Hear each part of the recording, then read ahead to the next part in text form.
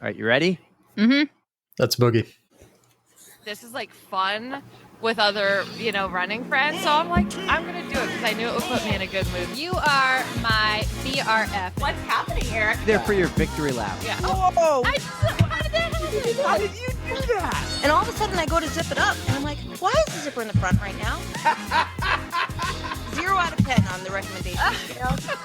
I was literally crying from laughter and from so much love. Oh my God. It's like icing on for your cornhole. And he just smashed Arnie like that and said, you stay out of this, Arnie. And But I don't run to stay sober. I get to run because I am. And there she was, a halo over her head. No, it's not very true. Okay. And he steps to the side and just gestures. Here's the tinkle pot. I don't need to tinkle. 1, 2, 3, 4.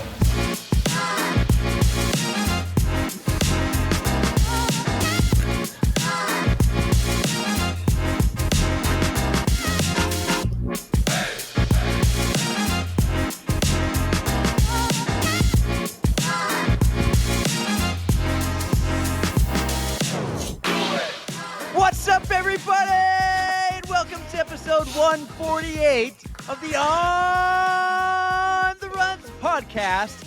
The snow is coming down right now in New England. All the kids have a snow day. Erika is not happy, and if this drops when it should, I am driving through this motherfucker of a beast going to Atlantic City, New Jersey. We got a lot to get to. It's a special edition episode. Before we get to that and our amazing guest, I must say hello to my amazing kick-ass rock star of a co-host, 6-star Erika. What's up? I'm doing well. I am fresh off the Hot Mess Express. If you can't tell, I've got bright red cheeks, but you know this is going to be a good episode because you already dropped an F-bomb. So let's fucking go.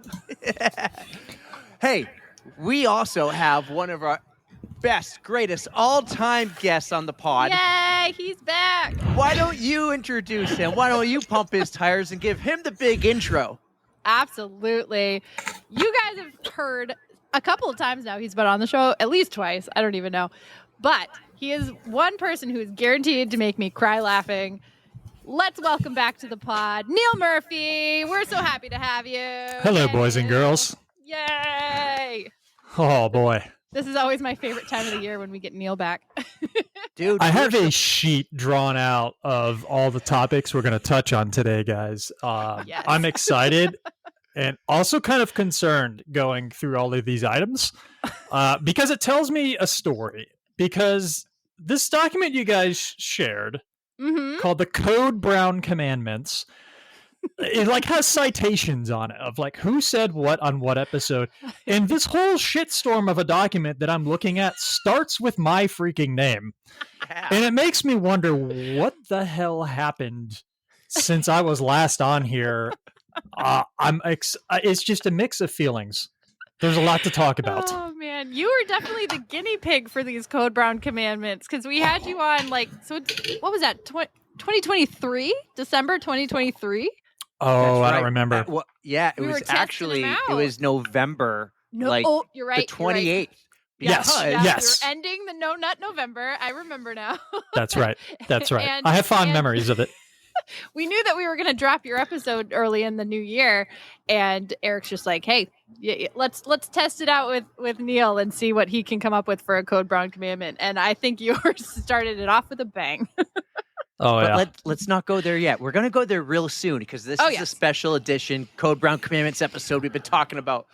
And we were supposed to record with Neil the very beginning of December, and a lot of things got in the way. Erika traveled, then she got sick, and she's like, I'm so sorry. And I'm just like, Neil, we'll call you. And we legit asked you last night if you could do this last minute recording, and you're like, I got a microphone just for this. I did. I got a nice expensive microphone. It probably still sounds like crap because I don't know anything about audio engineering whatsoever, but I have it, and it's nice. And it probably, whatever. We're going to just do it live. Let's just go. Now you can start your own podcast, and Eric join the Monday Night Media could crew. produce the Neil Murphy Show. Oh, God. You do not want that beautiful disaster upon yourselves. I might though. I don't know. Oh, Well, let's do this episode in this one direction. Let's go. Let's catch up with Neil. Neil, tell us what's going on. Then let's shoot to the Code Brown Commandments. And then I think Neil has some stories from the past year plus that he wants to share. So Neil, Can't wait. what's going on? What's new, brother? it's been quite a year. Let's see. So we're recording this in early February. Well, holy shit, 2024 was a crazy year. So this whole episode, by the way, it's going to be like Marvel's attempt at making a serious movie. Like they can't ever have anything serious if they're like, oh no, we're getting too deep. We got to throw some jokes in there. Because I'm looking at this little Code Brown Commandments. It's like really, really messed up, funny stuff. And then like one very serious thing that's like deep and which really makes you, might even make you cry a little bit. And then the next one's just like, yeah, don't shit on your hands and stuff like that. Was 2024 for me.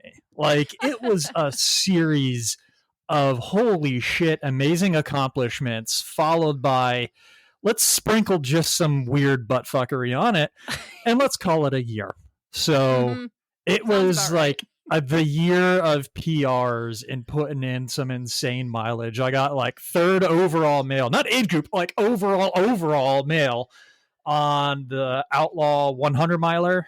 And Holy that shit. was like a year ago to this day. Cause it ended when the Super Bowl was happening. I saw none of the Super Bowl cause I was passed out on a couch. Kia from the Kia from the training on Tots over in Tulsa. She was generous enough to be my basically my Uber for the whole thing and my lodging. So she was big shout out to them. Their hospitality is so cool. So if you're near the Tulsa area, that group is the coolest group of people because you always like pound beers before you run and you crush the beer. It's cool. It's a lot of fun. Yeah.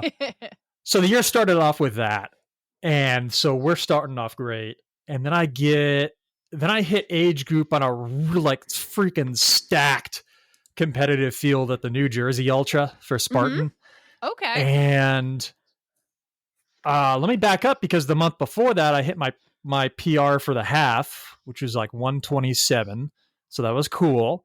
And then go on into Killington. I get like I think 6 overall elite. Wow. Which is like sub 10. If any of you guys have no idea what I'm talking about, it's just a hard race. I did good at the hard race. I'm basically just inhaling my own fart through a wine glass right now, being all smug. Look what I did. It's a good year. And then it's a good year. Freaking awesome year.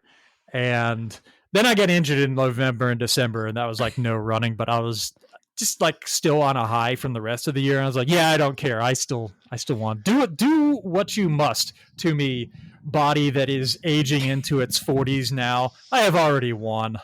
So I just kind of went on that. I do have a couple of poop stories.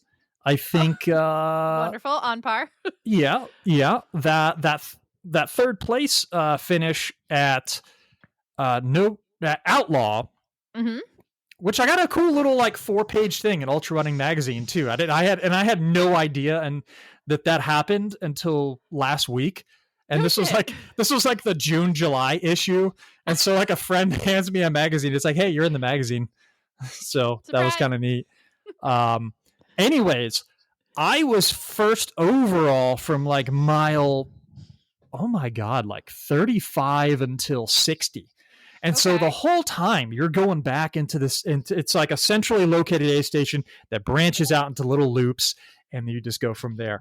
And every time I go in there, I'm like, I look at the leaderboard, I see my name. I'm just like, holy shit, I'm first in a 100 miler. Oh my God. And it's like, what a really hard 100 miler. I'm coming in there. Me taking a dump dropped me out of first. No shit. No. Yes, shit. But it was a very big blessing in disguise because like it gave second place at the time, Jenna Ramirez, amazing runner, by the way. He just hit like a 2:39 at the Houston Marathon. Like this guy's a serious runner. So to be like up at their spot, it was just even more of a disbelief. So me setting aside to rocket a mud chut out of my cocoa cannon, got him like up to me enough to where he found me at the aid station. But it's like as the sun's coming down and you're like, do I really want to just drop the hammer all night? Or do we just want to like hang out? So we're just like, we're just going to run together through the whole night. We're not going to be lonely. So we're just going to chill the whole night. I mean, we were moving. We were freaking moving. There were parts where I'm just like, I'm pretty fucked up right now, but I don't want to lose this spot. This guy is fast and I'm keeping up with him. Like, so I'm not going to look like a bitch right now. So it's one of those situations. It's like race day magic. It's to say like you run, your training crushes you, which is good because training's not supposed to be an ego boost, right? It's supposed to like really, really wreck you, I think. And then and you just think of like a PR you're seeking and you're like, oh my God, there's like on paper, you're just like, no, this is bullshit. I'm not hitting that. And then, you're out there race day and then it happens. Race day magic. Yep. Yeah. Yep. Yeah. I mean, like so there was that half marathon that I got like a 1:27:01 at. I tried it again this year, but the weather was horrible. Like it was hot as hell. Like I don't think anyone broke 120 at this thing. And these are people that last year hit it at like 112. So it was hot. It was muggy and shitty, but this was like a big event I was training for. But like on a whim, a week before, there's just like a 5K at a local park that I train at all the time. And I'm like, oh yeah, screw it. I'll sign up for it's like $40, whatever. Yeah. A little 5K. I think my PR before that was like a 1903, 1905. Respectable. Not bad for some guy that runs 100 miles, you're doing a little distance.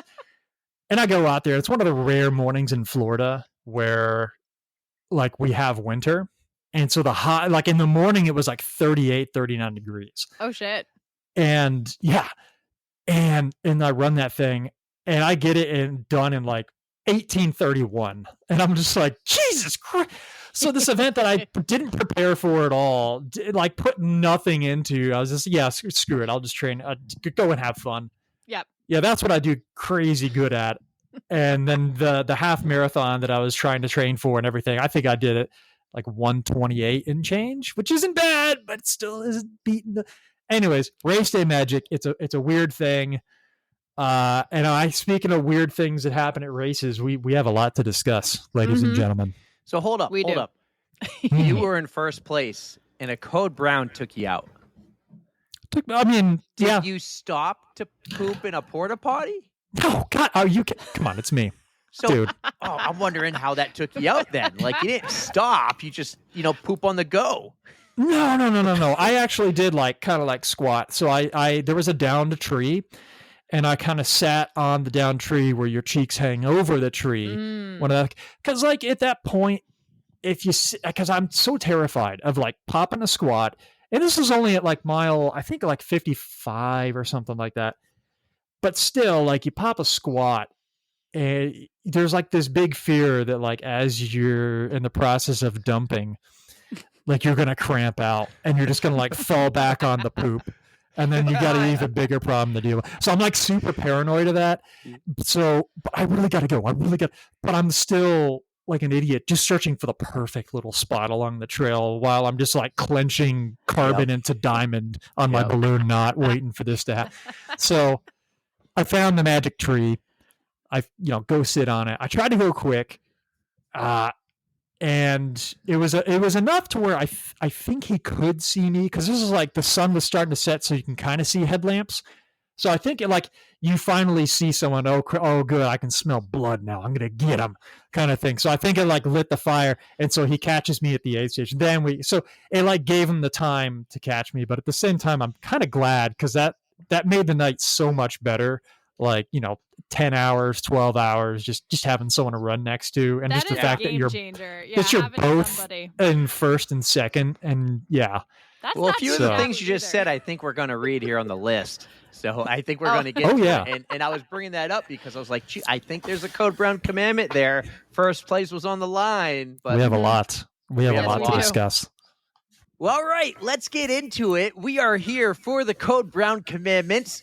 This started with you, Neil, back at episode 85. And what I try to do every year, Erika has her question, the Spotify song. Add a song to it. We know what yours was. It was that epic sax guy. Man. And then remember the epic sax guy? Randy, somebody yelling for like 15 minutes. I forget what the second And then that like video went viral recently on Instagram, like last year. And it was like, this is the guy. Yeah. Yeah, it's a freaking earworm, man. Yes, it's so good. But I try to change up my question every year. And last year it was like, we need the Code Brown commandments. And you knocked it out of the park. You set the tone. You set the pace.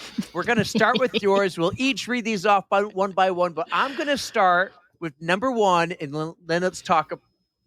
But I'm going to start with number one, and then let's talk about it. Episode 85, Neil Murphy, thou shall clench their butthole when vomiting. Sage advice. Sage advice. I think there was a story behind that, wasn't there? Didn't that have to do with like a kid in like you were a kid or something and you were watching somebody else do it like at school? Oh, it's scout camp. It's scout camp. Okay, I knew it was something like that. Oh, yeah. We were doing colors in the morning and it was, very serious. Everyone's trying to be really serious. They're like pretending it's military or whatever. And it's like so quiet. And then, we got the whatever the name of the group is that's presenting the colors and like slow marching up there. We're all standing at attention watching, and then all of a sudden this poor fat kid breaks rank, runs over to a tree, and everyone's looking at him like this guy's dead. Like, what is he doing? Why would he do such a thing? And then he just.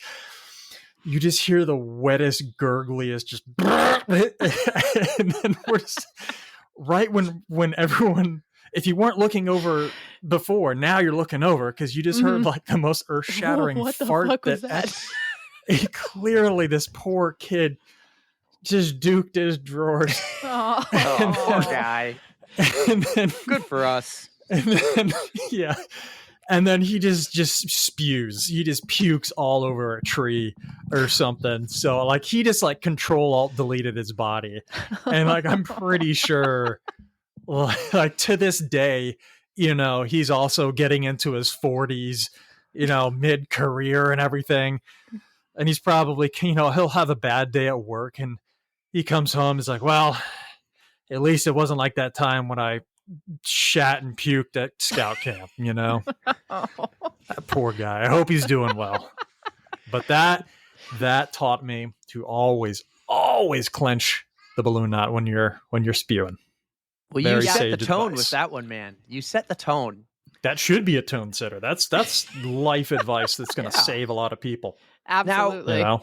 Now these Code Brown commandments turned into some great pieces of advice. And not only did you set the tone, Neil, but I think our next guest who had a Code Brown commandment really kind of took a different lead with it. Erika, why don't you hit us off with number two? This was one of my favorites, and it goes with what Neil was saying, how you get your funny Code Brown commandments, but then there are some serious ones. So that's right. From Mike Seaman in episode 89, thou shalt leave no trace. That is definitely one of my favorites because you want to be a responsible runner and not leave your goo packets all over the trails and all that shit. Yeah. Clean up your shit if you Don't can. do that. Clean up after yourself. Yep. Be a responsible person. There's two things that make people instantly lose respect for you on the trails. If you fucking litter, and if you're one of those guys that has a Bluetooth speaker that's really, really loud. Really loud. I get it if you got ear pollution. I get it if you got like a little speaker, but it's like at a reason. It's like office rules. Like you can have a speaker playing, but like keep it reasonable, right? To where it's like only if you're within a couple feet of someone, they can hear it. Yes. Cause I can get that. Cause if you have like earpods in, you can't hear stuff around you. And if someone's on like a mountain bike or something, like if you got to listen to music, there's ones that go on like the sides on your temples, stuff like that. So I can kind of get it. There's a little bit of wiggle there, but don't make it loud. Like loud Bluetooth speakers and littering. Oh yeah. Yeah, You're gonna piss off the lady like on the Mount Washington road race that Eric ran. That's right. That's right. Mhm. She was. Somebody was pissed. Some people were pissed at her. We're running up Mount Washington. There's like, I don't know, many of us, probably at least 50 within this area. And someone says to her, we're just going to give her the name Becky. Becky, turn that off. Shut up, Rachel. Yep. Be respectful. Don't be a Respect Karen. your environment, whether it's ground or air or ears and hearing and whatever. Don't be a Bluetooth Becky. There we go. All right, we Neil, go. I think you have the list in front of you. How about episode 91 when we had Abby Bandai on the podcast? Abby said, "Thou shall know what poison ivy looks like." Now that's important. And this is going to go back to another story with scouts. When I was in scout camp, I don't think it was the same year of the poor kid that Control Alt deleted his body, but I didn't know what poison ivy looked like. And there was a group of kids that was like trying to fuck around with me, and they said, "Hey, go lay over there like it's a bed." I didn't know, but apparently there was poison ivy. But what I also didn't know is that you can also be immune to it. And I got lucky because I was immune to it. Okay. Because I laid down in it, and there was Suck we it, we dare you to lay down into it. lucky. And You're lucky. I'm just like, oh yeah, I'll do it, because I had no idea what they were trying to tell. Apparently, yeah, so it was poison ivy. Didn't do a damn thing to me. So to add on to what Abby said, know what it looks like, but if you're immune, it also makes for great toilet paper. Oh, And you can really impress some people that if they don't know that you're immune. Well, You I can have just a be like, feeling- yeah, just let me just wick that up there. I have That a is feeling a Abby's gamble. not immune because that's the code brown commitment she gave us, and I think there was a bad experience in there somewhere. I feel like, wasn't it she didn't wipe with it, but I hope not. she was doing runs on trails and decided to do some like push-ups, and bam, there's poison ivy, so she gets it like all over. And correct me if I'm wrong, we'll just go back to episode 91 and have to listen again. That's right. Abby, we love you. She's awesome. Did her first ultra She's so or her badass. first 100-miler this year. Abby was great. Nice. You know who else was great? Someone who we had on last year and someone who you're going to hear back on the pod soon. But Pam Rickard from episode 92, and this is what I was getting at earlier, Neil, when you were in first place. Thou shall not stop when money is on the line. And let me ask you this, Neil. When you were in first place, if you won, how much money would that have been? They didn't have a payout for this one. I would have just like Okay. massive bragging rights. Well, and everything. yeah. Actually, maybe we I don't should add know. when bragging rights are on the line. I don't know if like top 3 got any. I never asked if I got a cool little plaque for it.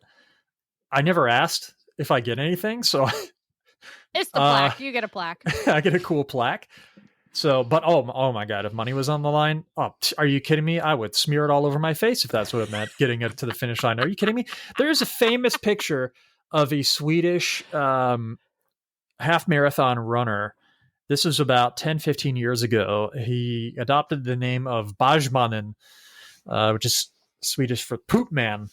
And you guys, I know you guys have seen the picture. It's the guy running. His face is like kind of like scrunched up, and there's just liquid brown just slathering his legs. Do you have red And shorts it's just on? going, oh god, you're gonna make me look this up right now. No. I'm worried about your browser history. You kidding me? I'm not. So he's wearing a red bib.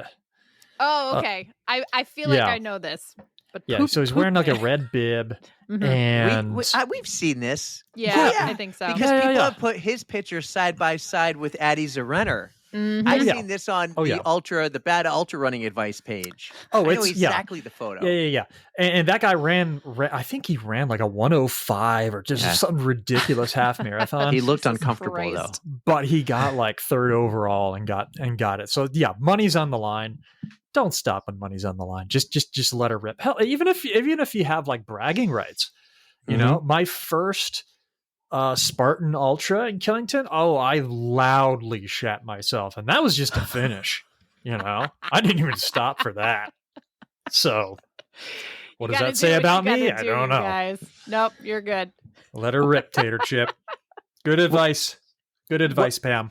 Well, this next Code Brown commandment, I don't think applies to the two of us, Neil. It could if we decided to wear one. But Erica, Episode 93. Let's hear it. Our girl Candace, she says, "Thou shalt always wear a cute sports bra. You never know when you're going to need your shirt for an emergency." So, I mean, yes, if you got to do what you got to do. Toilet paper, not readily available. I mean, yep, use your shirt. And I mean, you have honestly done that, but you just don't need to wear a sports bra. I probably shirt. probably could use a sports bra sometimes, but You said it, not me. the moobs. The move. Candace is just basically saying, be a utilitarian. Use your shirt. I mean, that's another article of clothing. What a year And for be Candace, by the prepared. way. I think she got two. Did she get another one? She's cancer free. She rang the bell. Yeah. Oh, hell Dang it. yeah. So There you go. after she was on the podcast, she got diagnosed with cancer, and then she even came back in October for a breast cancer awareness month. And I'm not sure. I'm looking ahead on the list. I don't think she has a code brown commandment unless if we missed it on the list. I don't think she gave us another one, Okay. but she Well, had the Candace first could one. if she wanted to. She could. It's Okay, my list. I okay. can do what I want. But it's not going to make the official episode. And That's from okay. episode 94, my buddy from my NASCAR days, Ryan Painter, not only came on and told some fun stories about me, which was very rare. We don't get those often. But he said, "Thou shall not try something new on race day, especially Red Bull with extra caffeine." Did not I treat him think- well. Didn't this cause, maybe, was it constipation during his race? Like he No, I wanted think to it'll go, do but the he opposite. couldn't go? No, Just I don't know. What was it? I don't remember, Ryan. But it's worth re-emphasizing. Yeah, don't try new shit during a race. Oh my Mhm. god. Yep. Yeah, Something was if going caffeine on. boils your guts, then don't. That's why the long run is always important when you train. Just try new stuff there. That's Oh, how I absolutely. discovered that MRE cheese sauce, like the jalapeno MRE cheese sauce, Yes. is just liquid gold for me. That stuff makes me go. I mean, I am just I'm on it. That works. I mean, Death The Race. cheese sauce I think is I your ate. Red Bull.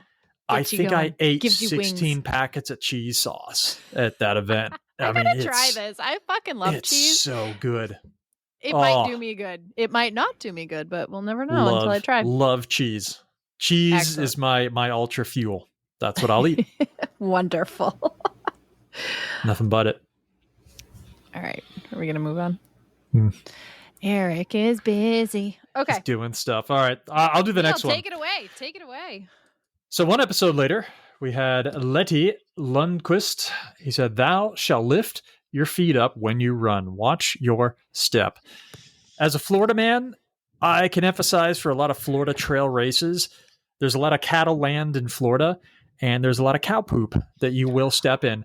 And a lot of the norovirus cases that happen from obstacle races in Florida are because people construct the mud pits or water pits where people swim Uh-huh. in the same areas where there's cow shit. And they're Ew. just wallowing. And yeah, it's like Woodstock Ew. 99. They are just Oh, literally God. wallowing in muddy, liquidy shit.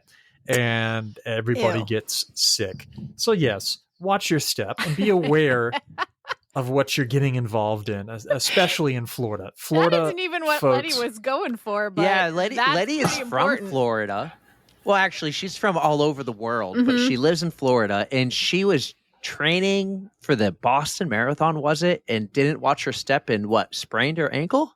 Yeah, she tripped Oh. over a curb or something. Like, I mean, I 2 do weeks that before. all the time. If there's any sort of anything on a trail, like I'm down. Mm. Like I will fall the fuck I down. mean, it's just common. But- Like we learned it with Susie Chan the other week. Mhm. She tripped over an alligator in Florida. I mean, Oh yeah, I She believe was it. doing- maybe Yeah, it it should happens. be 100. pick up your feet in Florida. Yeah, That's- there's yeah. a lot of stuff in Florida that'll Very hurt you. important. A lot of Ugh. stuff from like knee level and down. Those are typically the things that'll kill you. The ones above there, like the big spiders, those are cool. We love them. Like the ones that are like the size of your whole hand. They call them banana spiders, but their real name is like That is a golden hard pass. golden orb spiders.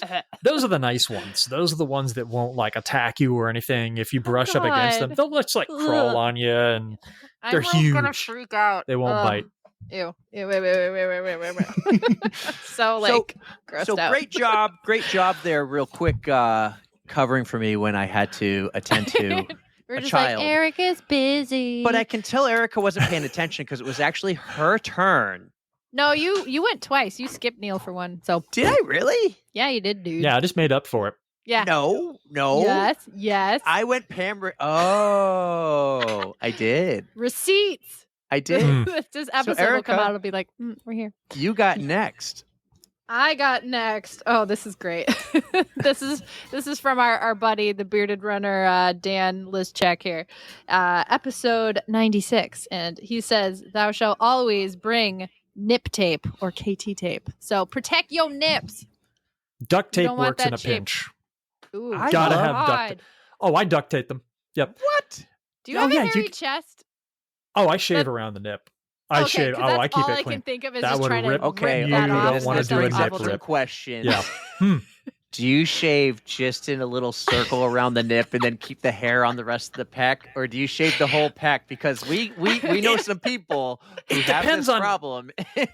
Oh, So I don't God. have like a Chewbacca chest, thankfully. So like if I just go around the nip, it's not going to be like very obvious. Noticeable? Yeah. So Good. it's not like you see the eyes and then the pupil. No, it's very clear that there's no hair around that. So that's good. So I lucked out with that. But for fellows with the hairy chest, if you're just going to get the nips, just get the whole thing. Just get the whole thing. At least, maybe shave at a number 2 or 1 on the other side, all around it. But don't Give it a fade. Give it a fade. Fade your chest hair. Fade the But you're chest going hair. to fade Let- into the nip. into the There's nip. no Yeah. hair. There's no hair Yeah. around it. Yeah. None of that sounds fun either. But it's Yeah, better well. than ripping all the hair out. So Exactly. Gotta do what you gotta do. I've seen like really bleedy nips at some races. God, that just like I can picture it and like just I sympathize. I totally do. Yeah. Just I'm fortunate. I only had it once during a training run. It was But an once is 18-mile enough. training run before an Ironman, and I glad I found out how to fix it then or whatever. good call. I feel Good really call. bad. The worst than bleedy nips is bleedy balls. Because Ooh. we had a buddy who his first race that he did, his first Spartan race that he did was at Killington, which is like their hardest venue ever. Like second to hardest is nowhere even close to this venue. And so he just comes with us and does it. It's his first big race ever. And so he trains for a year. We all just completely forgot to tell him, hey man, you got to lube up. Oh no. And this poor guy had a layer of skin belt sanded off his balls. And he's just gonna like, get to that, dude, too." it's bleeding. It's so bad.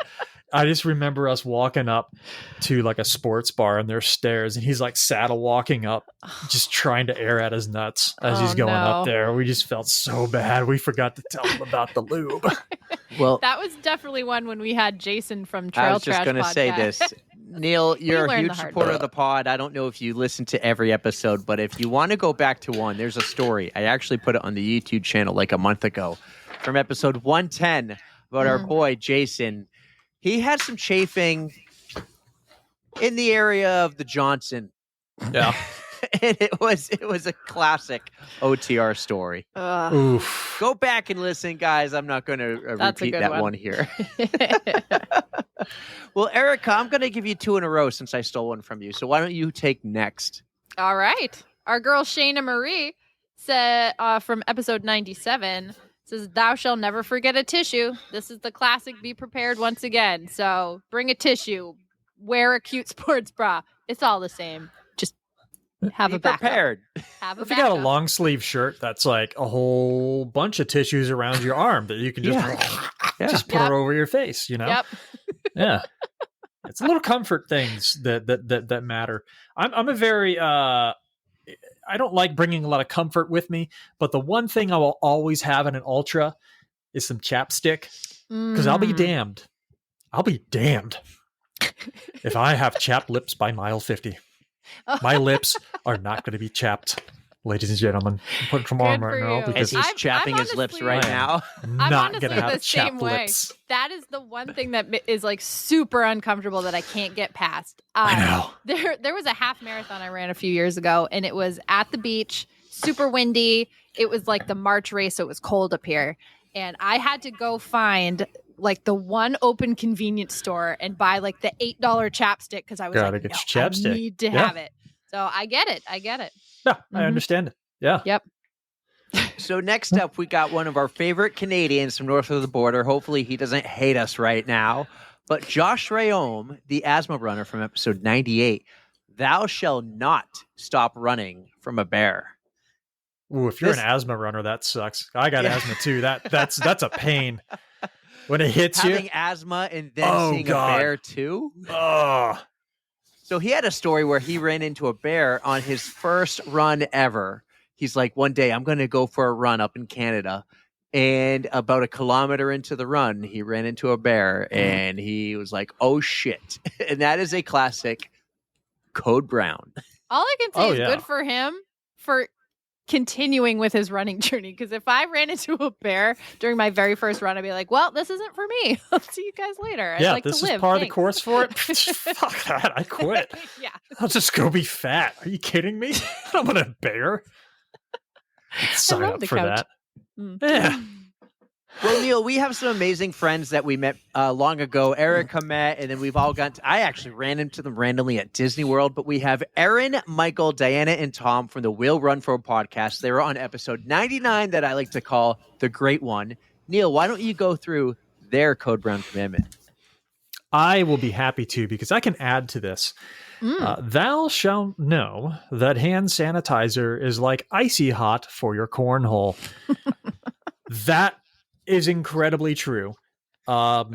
Everyone's done this where they've washed their hands with some hand sanitizer, and oh shit, they just realize where they have some cuts and bruises.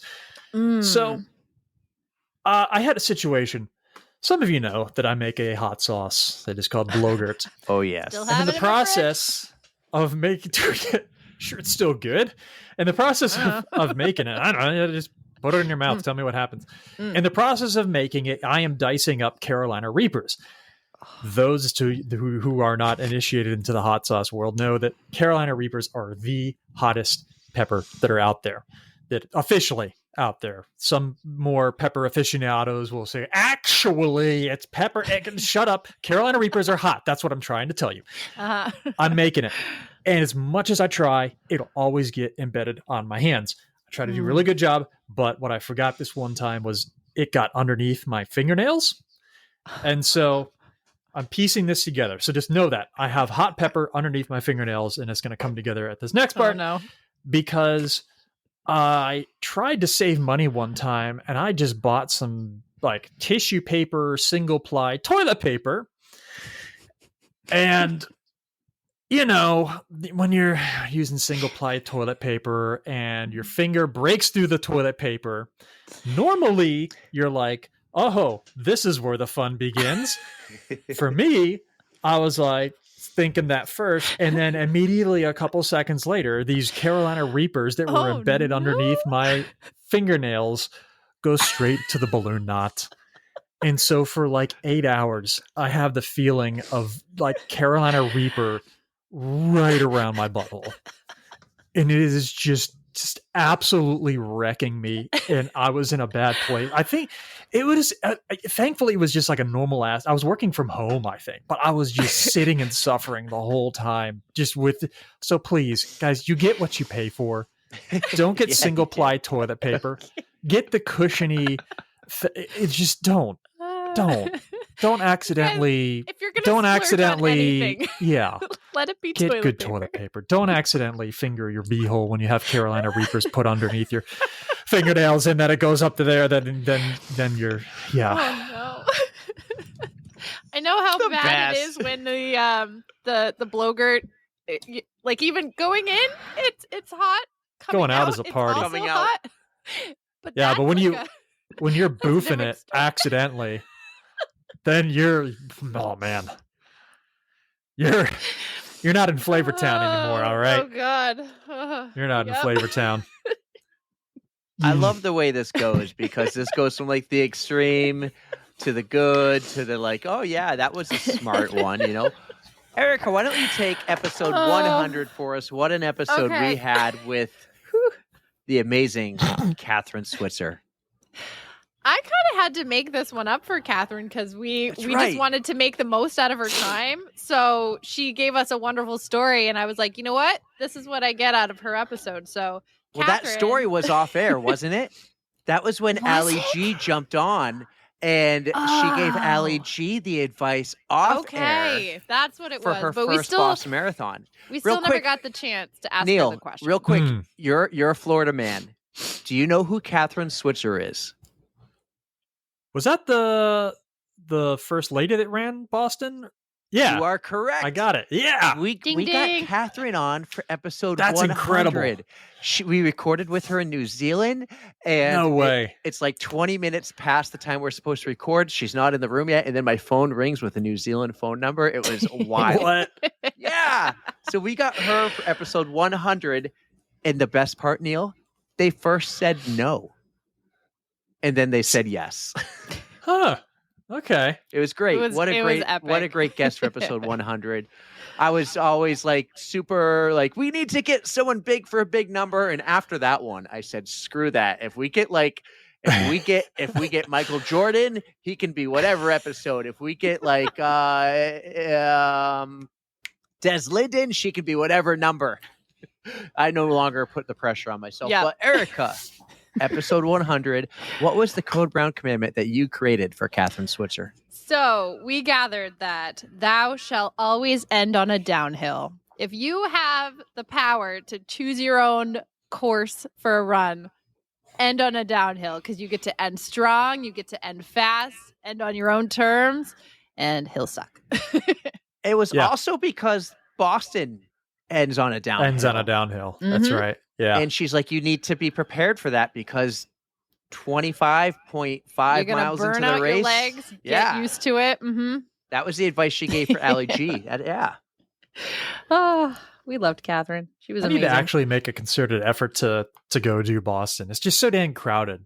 I don't like the big crowds. Do it. We'll cheer for you. Why don't you come and hang out in the crowd with us? Okay. That's also 19. fun. It's a fun time. Mile 19? Okay. And very sad news, but Erika was really hoping to get into the race. She didn't. I entered a contest. I did not qualify, so that was fine. Run faster, Erika. Come on. Yeah. No shit, right? She hired a coach. We'll see what happens. KJ's I'm a little happy though. Like I want her with me at mile 19, but I also want her to be happy and to run the marathon. And now I'm sad because I get to hang out and party all day. By the way, Neil, we have a friend of the pod. Her name is Pterodactyl, and she would crush you in a burping competition. I'm sorry. Oh, God. Dude. Oh, honestly. Yeah, we should. Ooh. I welcome that competition because no matter what, everyone wins. Neil's going on the recrap. Neil's got to go on the recrap. You do. The recrap? So listen. Tell me about the recap. We are starting a company. And it's called Monday Night Media, and we're going to produce more podcasts. We already have the Allie G show, and she's next on the Code Brown Commandments. More with Mo is coming soon. Run Your Mind is also coming soon. I'm not on these podcasts, and Eric isn't either. We're behind the scenes doing the work. And we have another episode or another podcast that actually drops on the On the Runs RSS feed. It will be the end of every month, and it's called The Recap, where they'll talk to previous guest on the pod, and you would be let's have a burping competition on the recap between you and the host, Pterodactyl. The Sprite Challenge. Oh my God. Sprite Challenge. Can we do that? If you have like bananas and Sprite, doesn't that make you throw up? Oh, we're gonna have. I saw the LA Beast on YouTube do that, and he just spewed Sprite and bananas. We just want the demonic possession burps to come out, the carbonation crazy burps. Oh yeah, those are the funniest videos. But anyways, that would be really fun. We'll set you guys up together. Well, they record once a month at the end of every month, and if we can't get you on for February, we'll get you on for March. I'm excited. We'll get one of those. So Neil will be on another Monday Night Media production. But Erika, why don't you go ahead with that one? Allie G had a Code Brown commandment Let's hear Allie it. G kind of had two. So talking to Allie, broke the she rules. said, "Thou shalt eat M&Ms or sugar before starting a race. You need that sugar boost. You need to just get raring to go." Her thing was M&Ms, right? She loves M&Ms. Yep. Yeah. So I had some M&Ms for her at the. I would at say the donuts, sidelines. but Allie doesn't like donuts.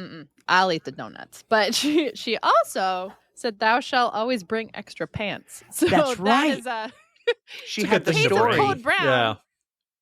But no, her story was she was at the Peloton Studios in New York City doing a run or bike ride and her pants ripped. That's right. Oh, okay. I thought you were they're going to the lead only this on to like they were doing the Peloton video and she just full on shat herself.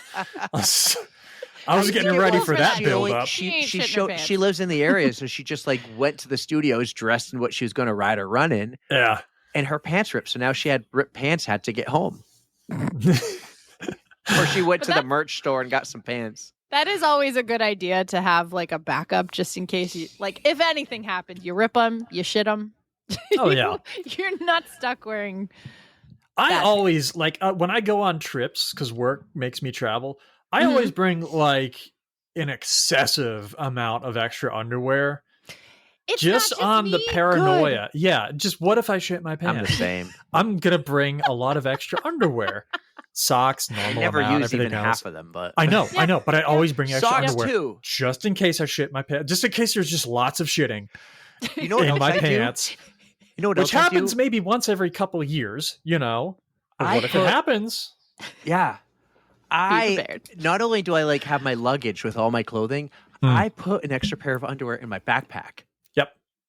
Yeah. Because what if your luggage gets lost? Then you only have. Oh, that's not even my concern. It's like, what if I get sweaty balls running through a terminal or something, and I want to get in comfy underwear on the airplane ride? So I had to wear like 3 pairs of underwear when I got back from the New Jersey Ultra because I had a straddle injury going up like this little. It was like an A-frame kind of wall, and it was muddy. My foot slipped, and I like fall down on the wall, scissor it. I don't hit my balls.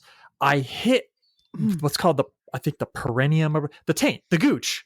Oh, God. I hit that so hard. Apparently, it's like an injury that mountain bikers get sometimes when you like rack your nuts on the pole or whatever. But I hit it so hard, and it felt different this time. Like I immediately had to like go off and try to pee, but I couldn't pee. And I was like, oh, something's bad. Something's really bad. So I finished the race and everything. And when I'm in the shower later that night, and I'm washing all the mud off, and I go to wash down in that region, just a huge thing of blood just squirts out. And I'm just suddenly immediately my thought goes your to face, Erica. Immediately my thought goes to like, oh no, my kidneys have died. But then I remember that I hit the wall. My anus. Yeah. And then just for like a split second, just the effed up side of me comes out, and I'm just like, let me do it again. Let me shoot it out again.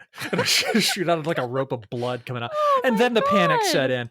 And then, so it was like 3 days where blood was like coming up. So it's called either a straddle or saddle injury, something like that. So that if you're is very bad, it was scary.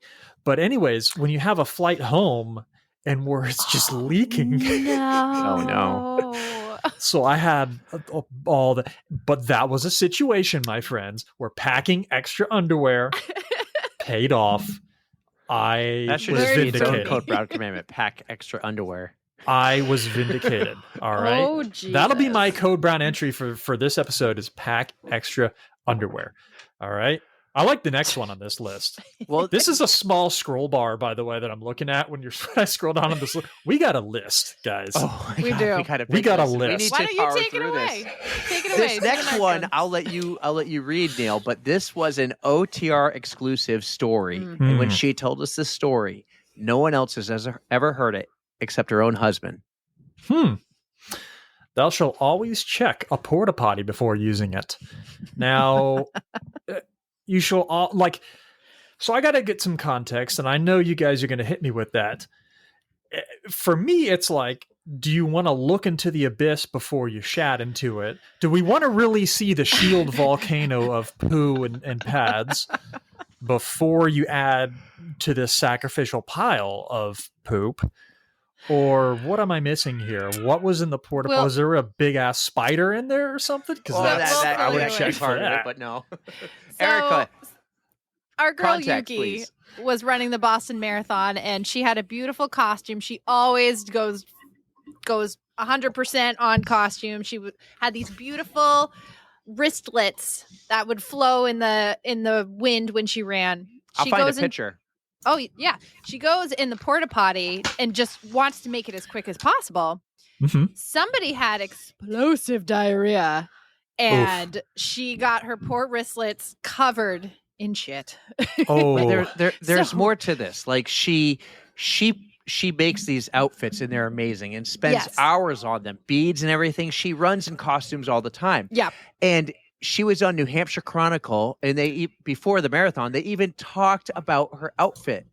To give an example, Neil, here is one of the first photos on her Instagram, and it's this past year's Boston Marathon, not the one that had the code brown. But you that's get what I'm cool. saying? She wears these Yeah. beautiful She's an outfits. icon, honestly. Like everybody knows her at this marathon, the Boston Marathon. Like she is a legit icon. And She's a so local now New Hampshire girl after- too.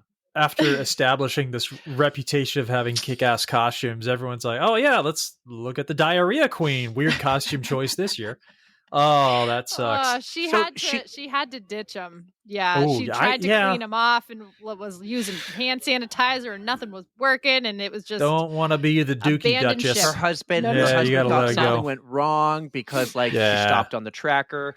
And then at Yeah. the finish line, the New Hampshire Chronicle woman gets her with the camera and she goes, where's the wristlets? And she couldn't tell her then. She just said, well, we had a wardrobe malfunction. Yeah, that's what you say. But she gave us the exclusive, the Aw. very first, well, maybe not the very first exclusive, but it was an OTR exclusive, and it was so Mhm. cool that she shared that story with us. I will find the photo and show you, Neil, but let's move on to the next one, Erica. Sure. So this is from my girl runner Jess Lindemann from episode 102, or one of our Boston Week specials. And she says, "Thou shalt go, quote unquote, off the beaten path. Don't poop where people step." That should be a no-brainer. Am I right? Unless you're trying to impress someone.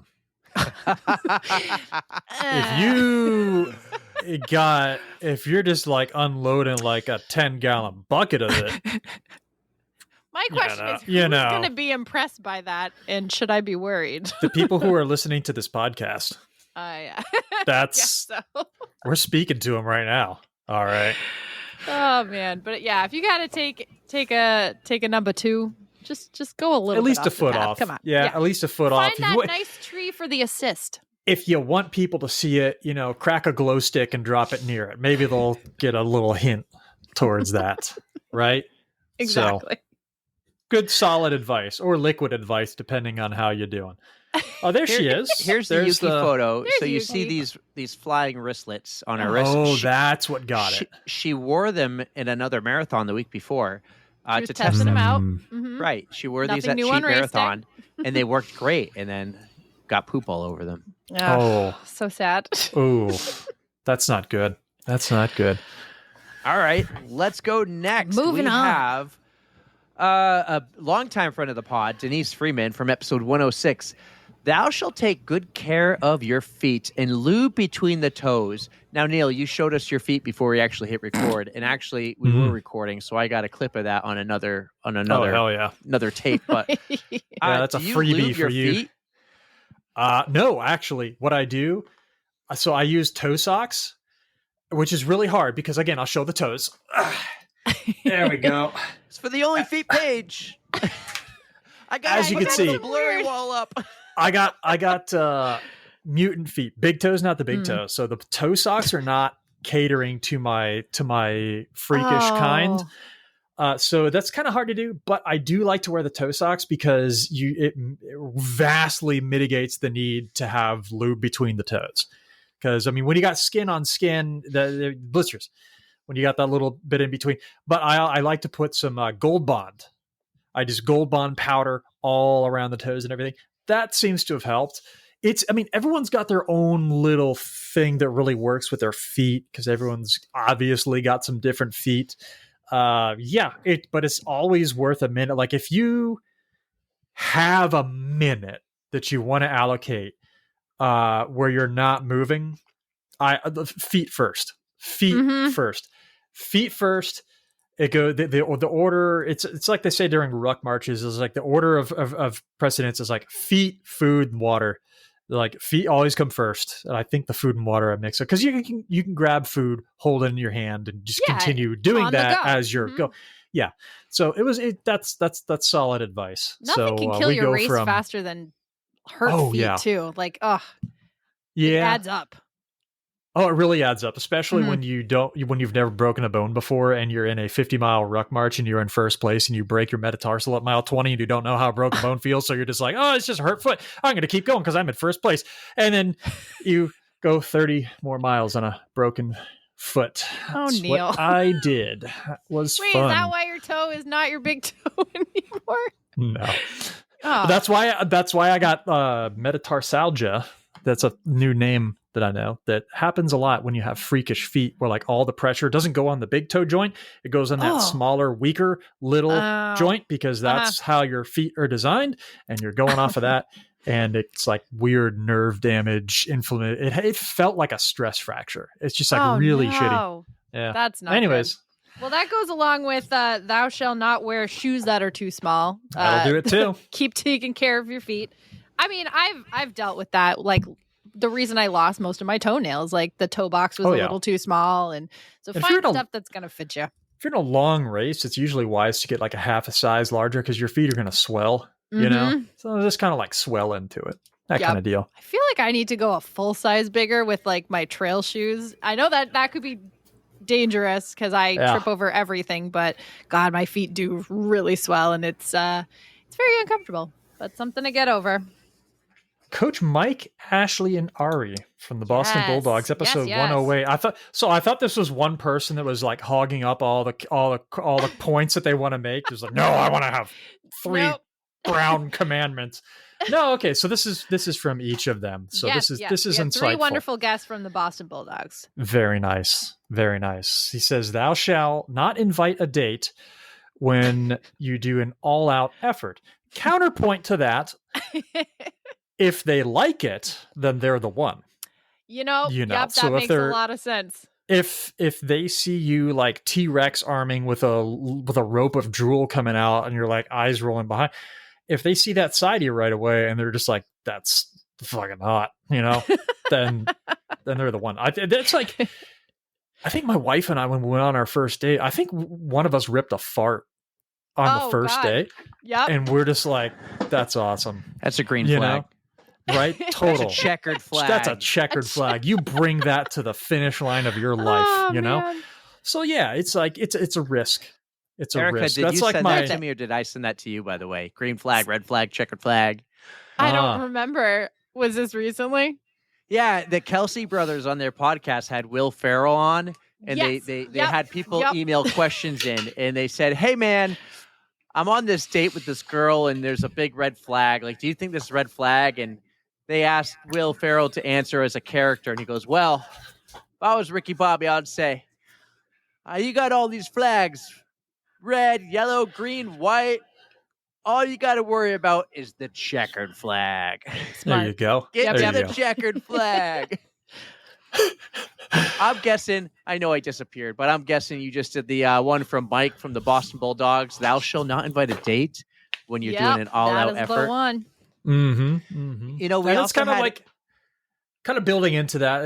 Thou shall get comfortable being uncomfortable. So that kind of has to do, just the first thing. Do an all-out effort. See the reaction. Promotes growth. Like you grow as a person when you get uncomfortable and you learn how to deal with that kind of shit. So that's definitely a good code brown commandment. And did you talk about the third one from that episode? Because we had not just Coach Mike, but we had Ashley and Ari. So thou shalt just show up. And it's I think true. that was Ari. Ari nailed it there. Yeah, that's like the serious part in the sea of poop jokes that we're inserting into here. This is the serious part of the Marvel movie that we're all in right now. But yes, 90% of the effort, I would say, is literally just showing up. There's a lot of races that are freaking hard out there, but you'd be surprised if you just show your ass up to that, and that reflects on your training. as well. I've had some shitty runs, but at the end of the shitty run, I'm just like, well, at least I got it done. You know, at least I don't look like a bitch on Strava. You know, I've got mileage going up on the week. So whatever, I still win. I still get something. Training's not supposed to stroke the ego, you know, supposed to get hammered down a little bit. So yeah, that's it. Just show up. Just show up. That one. If you're tired, fuck it, do it tired. Who wrote the rules that you gotta have, you know, gotta be motivated to do it? No, it's just still discipline a learning experience and pure spite that gets you through training sessions. Are you kidding me? Like 80% of my runs when I go out there, if you ever try to run in the afternoon in Florida, like Satan's 9 asshole. months out of the year, you're just like, I really don't want to do this, and this is horrible. Yeah, no. That's just show up. Just show up. Absolutely. So Well, there's a serious part. Let's go talk about poop again. Right. I was just going to say, I think you're right. This isn't waves like a Marvel movie. We just went from something serious to something that totally Star-Lord would say, also known as Peter Quill from Guardians of the Galaxy. Yes. Blake Tyler on episode 109 said, "Thou shall poop before I run." Quote, "No poop, no run." Unquote. I have Why not broken during? this rule before because I'm like, I want to poop so badly. I just cannot. Have you ever had that where you just like, oh yeah, it's so frustrating, but oh yeah, it's like you got like it feels like it's shaped like a German World War II stick grenade, and it's like the hard end first. You just got to get that first, right? And then once you get that, the rest is going to happen. No, it's just I find myself like jumping up and down. I'm like, kind of like jumping jack, you know, get it. Yeah. Always sometimes poop it before works, a run. but if you can get it, do it. So there was the Olympian for Sudan. He's an American, but his parents were Sudanese, and they got him into the Olympics. His first marathon he has ever done was the Paris Olympic Marathon, and he ran that shit in like 2:09. Like he just like crushed it. Wow. And he's like this kid. He looks like a freshman. He it's on YouTube. I might have the time and age off a little bit, but the gist of the story is, and how it relates to this, he actually used the Porta shitter during the Paris Olympic Marathon. Wow. He got in, I think it was like mile 20. He ran in it, shat, got out in like 30 seconds. So he must have had something, like loaded, ready to go. Drop trow, boom, like a champagne bottle cork coming off, and then just put the pants up and because here and in the Olympics. I mean, good for that guy. Still ran a 2:09. Holy shit! I gotta check his time, well, but he ran it was, in an insane 2:09 or 2:10 or something. Yasim is his name. But he rocked it, and he gave a little after action review on there. He's like, yeah, my first marathon was the Olympics. Good God. And he ended up taking a dump during it. The only runner to have done it. So hats off I know, to that trooper. My God. Oh my gosh. Jeez. The next one's kind of have to tie into it too, you know? That's right. Erika, why don't you bring in our friends from the Trail Trash podcast? Oh, yes. So we talked a little bit about Jason, but Garrett and Jason, I don't remember. It must be Garrett. So thou shalt embrace it when shit happens. You got to make the best of it. Like, you're not going to have a good run. Just deal with it. That was definitely Garrett, because the next one was definitely Jason. That's why I said it, yeah. And then, Jason says, thou shalt beware the North Face tights. Those are the tights that chapped his dick. Yep. Ooh. It was a bad day. Nothing Yep. nothing fun. Face. Which goes into our common theme of nothing new thou on shalt race do day. Nothing. Yep. There yep, you go. Exactly. Don't wear Those those guys are North great. Faces, because your South Face is going to be bleedy. It's going to be nasty. Good God. Oh, I hope those guys are well. I know their podcast has come and gone a little bit. They took like a fall or winter break, but I see they've been back. So those guys are great. I hope the Tennessee weather's treating them well, and like the snowstorm we have here. I'm sure it's Neil. It just snowed where you are in Florida, actually, right? No, that's Panhandle. I'm in there's like 3 layers of Florida. There's Pine Tree, Florida. That's the northern side of it. There's Oak Tree, Florida in the central, which is me. And then there's Palm Tree, Florida, which is the south of Florida. Nope, I'm in Oak Tree, Florida. We didn't get any snow. We had one day where it was, felt like it was in like the upper 20s for a bit. And it was really cool. And it made such a great day for running. I loved it. I loved it. Nice. Patton Gleason on episode 111 ties that in with "Thou shalt know that what stands in the way is the way." Patton there you go. Was awesome. Very smart. There you go. Some sage advice there from Patton. Patton was great. I should email him about sponsoring this podcast, but guys, go check out Relay Goods. Yeah. Go check out Relay Goods. I'm still rocking that pair of shoes I bought from them. We had the amazing Johanna Garten. Erika, you loved her especially because you got to meet her in person. You read her book. Why don't you go ahead with her, Code Brown Commandments, because she did too. She broke the rule. I didn't have a rule for that, I guess. No, yeah. So Joanna said, "Thou shalt not worry about your racing weight." So this is very important. There's a lot of runners, especially if you're elite, that worry about being slim and they don't feel right, and it can be dangerous. So I loved that she brought that up. Thou shalt not worry about your racing weight. And she also said, going back to the poop thing, you can have serious moments, you can have non-serious moments, but thou shalt take Imodium before a race. Oh, yeah. But make sure you know how you react to Imodium before you Yes. take it.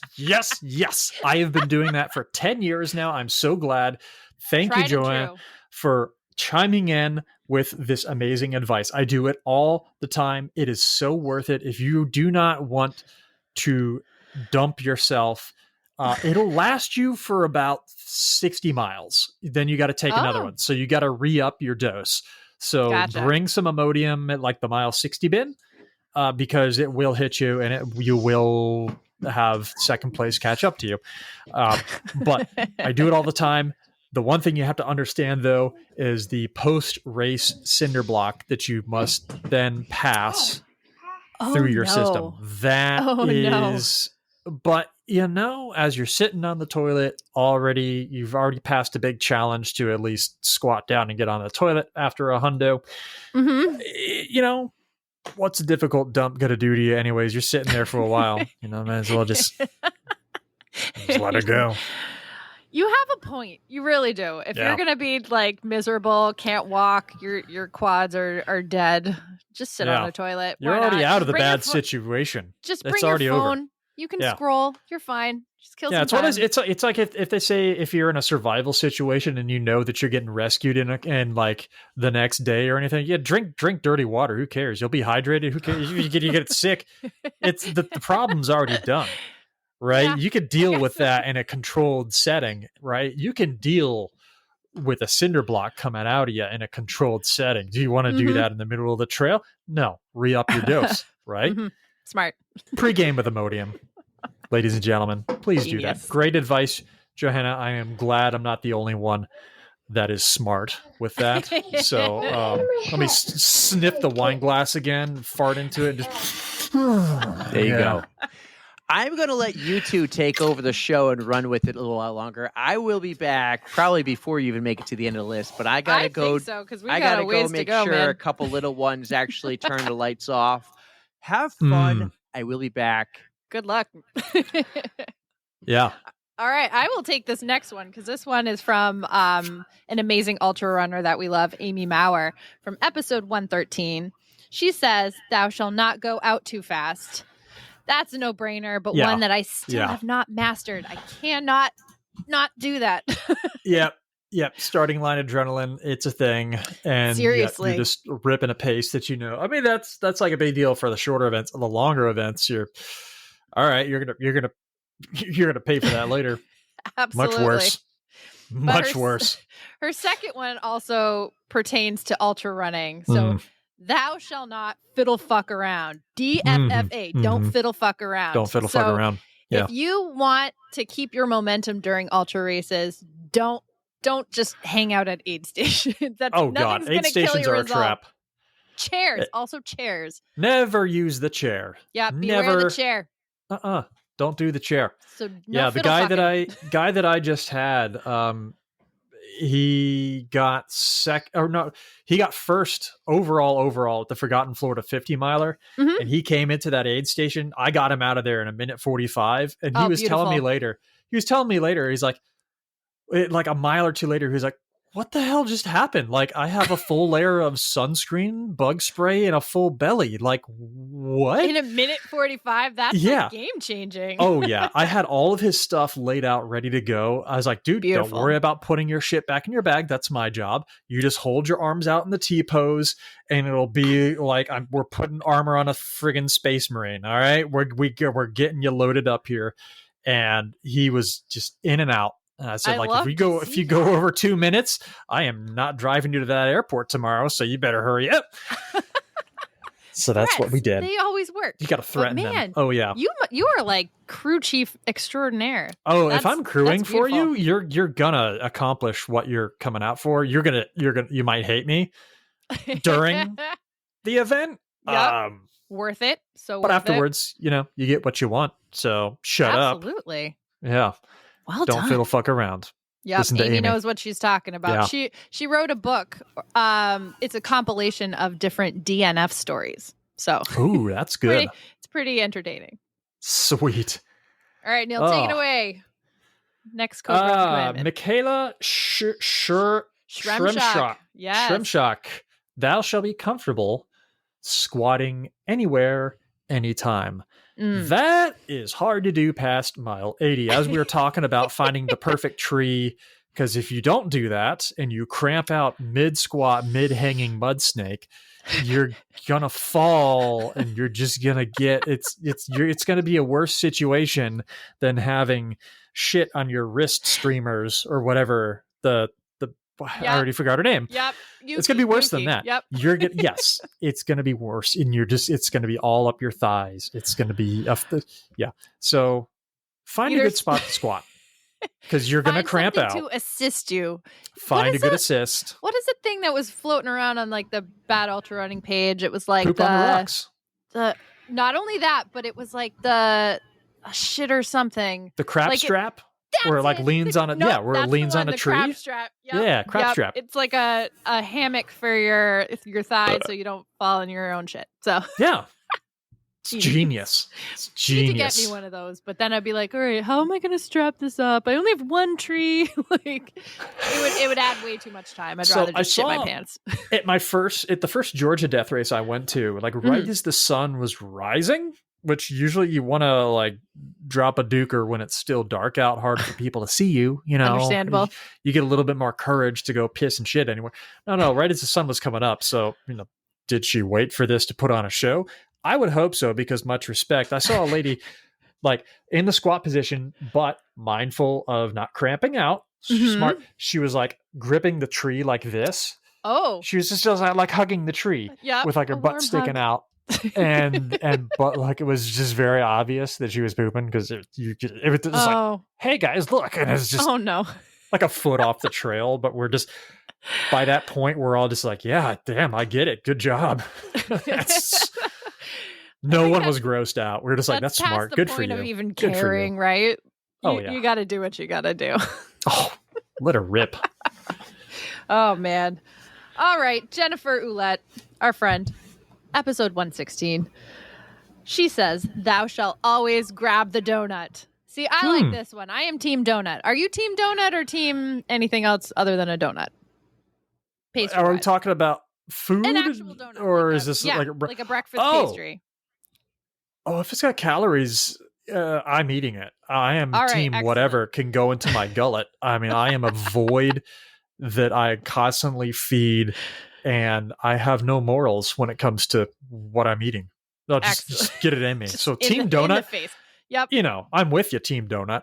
Yep. I am Team Donut. Our good friend from the Ali G show, Ali G, does not eat donuts. And I was saddened to learn that. But we found out that we would make great friends because if she won't eat a donut, I get the donuts. Get the donut. Mutual relationship. So yeah. And then Jen also says, thou shall use hemorrhoid cream early. Ooh, so I wonder if this is like chafing cream. Just take care of it before it becomes a problem. That's Yeah. what I gather from this. Yeah, that'll happen. Especially, but it's so weird. Like your whole body, just very unimportant things that's not like vital to your life shut down after after a super long ultra. So if you got a tiny problem of hemorrhoids, oh, you got a big problem afterwards. I mean, that thing's gonna inflate up. It's gonna look like a big purple balloon.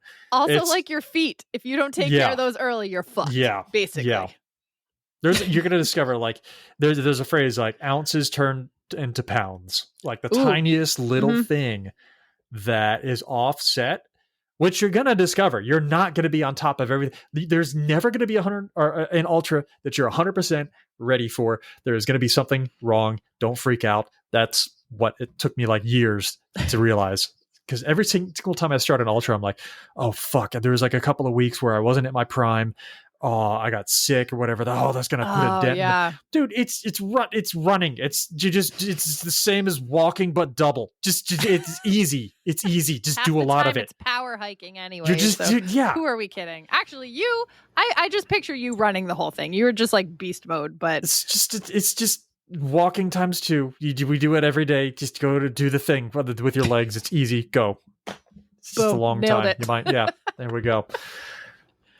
Take Brady it away. McDonald, episode 117. Thou shalt set your intentions. Put hard things on the calendar. We're going to the serious part of the Marvel movie again before we interject with some weird shit. Yep. But yeah, put hard things on the calendar. Absolutely. If you don't have hard shit to train for, then yeah, you're going to slack off on your training. Yeah. I've gotten to the habit now to where I've got my 2 or 3 hard things on the calendar. I did get into No Business in October. So I for thought you were those gonna doing, tell me Badwater. Are you still going for Badwater? oh my eventually? God, that would be the dream. Yeah, this No Business coming up. That's going to be a resume builder for Wonderful. Badwater. Excellent. But the big issue with Badwater after that point is coming up with the money to pay for it. Yeah. Because good God, I might have to go like the charity route and just start campaigning for people to. I'll show more feet. I don't care. I'll do it if that gets people to go. Honestly, is that a thing? Is only feet-ish or like something along those lines like a thing? I don't know. We really need to look into this. People, there's. I'm gonna sell my dirty socks and I'll donate money to you because there's probably some horny Japanese businessman that would totally get that. You put up like a vending machine out there. Oh, you get some salary man at like 1 a.m. going on there looking at it. I need a hit. Yeah. Just puts a couple yen in there, gets the stinky sock, smells it. Oh, so good. Just goes up. Do it. You raise some good money on that. But if you ever do get into Badwater, I want a crew. Ooh, I think that would be awesome. It's a hard undertaking. Maybe I won't be your like the poo with a friend person holding your arms while you try to shit in a Biffy bag, but I will. Okay. I don't You'll know. be the I'll one figure taking a something out. picture of it. To be a good Count picture on for me the for that. podcast. Oh yeah, I'm hell not yeah. the best at doing that kind of like social media stuff, but if it's something like that, I am your girl. Let's go. All right, moving on, shall we? We've got Jay Paganelli. He is the Anchor Down Ultra race director, and he's just a wonderful guy. So episode 118, he says, "Thou shalt practice with what you compete with." Yep, that just makes total sense. And also, thou shalt embrace the suck. That's right. I mean, someone else said it before, like be uncomfortable, being uncomfortable. Absolutely. Yep. Don't freak out if you shit your pants. His ultra that he puts on every year is specifically chosen on the hottest weekend of the summer. And his race starts at 7 p.m. and you can do like either a 6, a 12, or a 24, but you're going through the heat of the day. It's in Nice. Rhode Island where it's like it's pretty scenic, but it's half trail, half, I guess, road. And it is so difficult. And of course, this is the year I chose to do the 24-hour race. So I'm going to throw my hat into the ring and see how I do. I hear like up north. So in Florida, we have our 1 day of winter. For us, it was on a Sunday this year. And I hear that up north, I experienced that when I did the Spartan Death Race, I think 2018, I discovered that up in New England, you have 1 day of summer where it's like 95 plus degrees and holy shit. That happened on day 2 of the death race where we're doing 12 hours of low crawl through barbed wire for like the Guinness World Records or whatever. Like we go down this hill after doing 3,000 burpees in the night before, and we see like these 2 ladies with vests on with prim hats and like clipboards. We're like, oh fuck. And then we see the Guinness World Record thing on. There's, oh God, we're going to do some stupid shit for a record. Sure enough, that's what it was. We're just going around. Anyways, that was the day where it was like 95 plus degrees and holy crap. Yeah. Those the Canadians were just dead. So many of them dropped at that point. Yeah, I'm a Florida man. I'm just having a great time. It's you're still totally hot, used to that thing, the humidity, the heat. Oh God. But this is exactly it. It's usually been last year was during a hurricane, which was just like a total curveball. But usually it's like a perfect, beautiful sunny day. But that means you're out there baking in the sun. There's no shade. Like it could be anything, just a total crapshoot. There was 1 year where it was like 75 degrees with like 60% humidity. And that was gorgeous. Every other year it's been like 95% humidity or rain. And yeah, it's just total crapshoot. But Jay knows what he's talking about. Florida from the months of early May until late October. And you're stronger for it. You can handle Yeah, they anything. say that. Oh my God. I got stories to go tie into that because I did take notes here.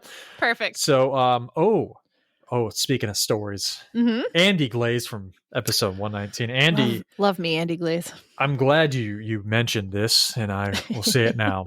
Thou shalt use a baggie to apply lube. I saw on my first foray into the Georgia death race, that is up in the Georgia Appalachians. It's about 75 miles and it's close to 20K elevation. Ooh. So it's a killer. I go into the station at mile, I think 55 or whatever, and I witnessed what I can only describe as the greatest display of friendship between 2 bros that I have ever seen and may never see again after that moment.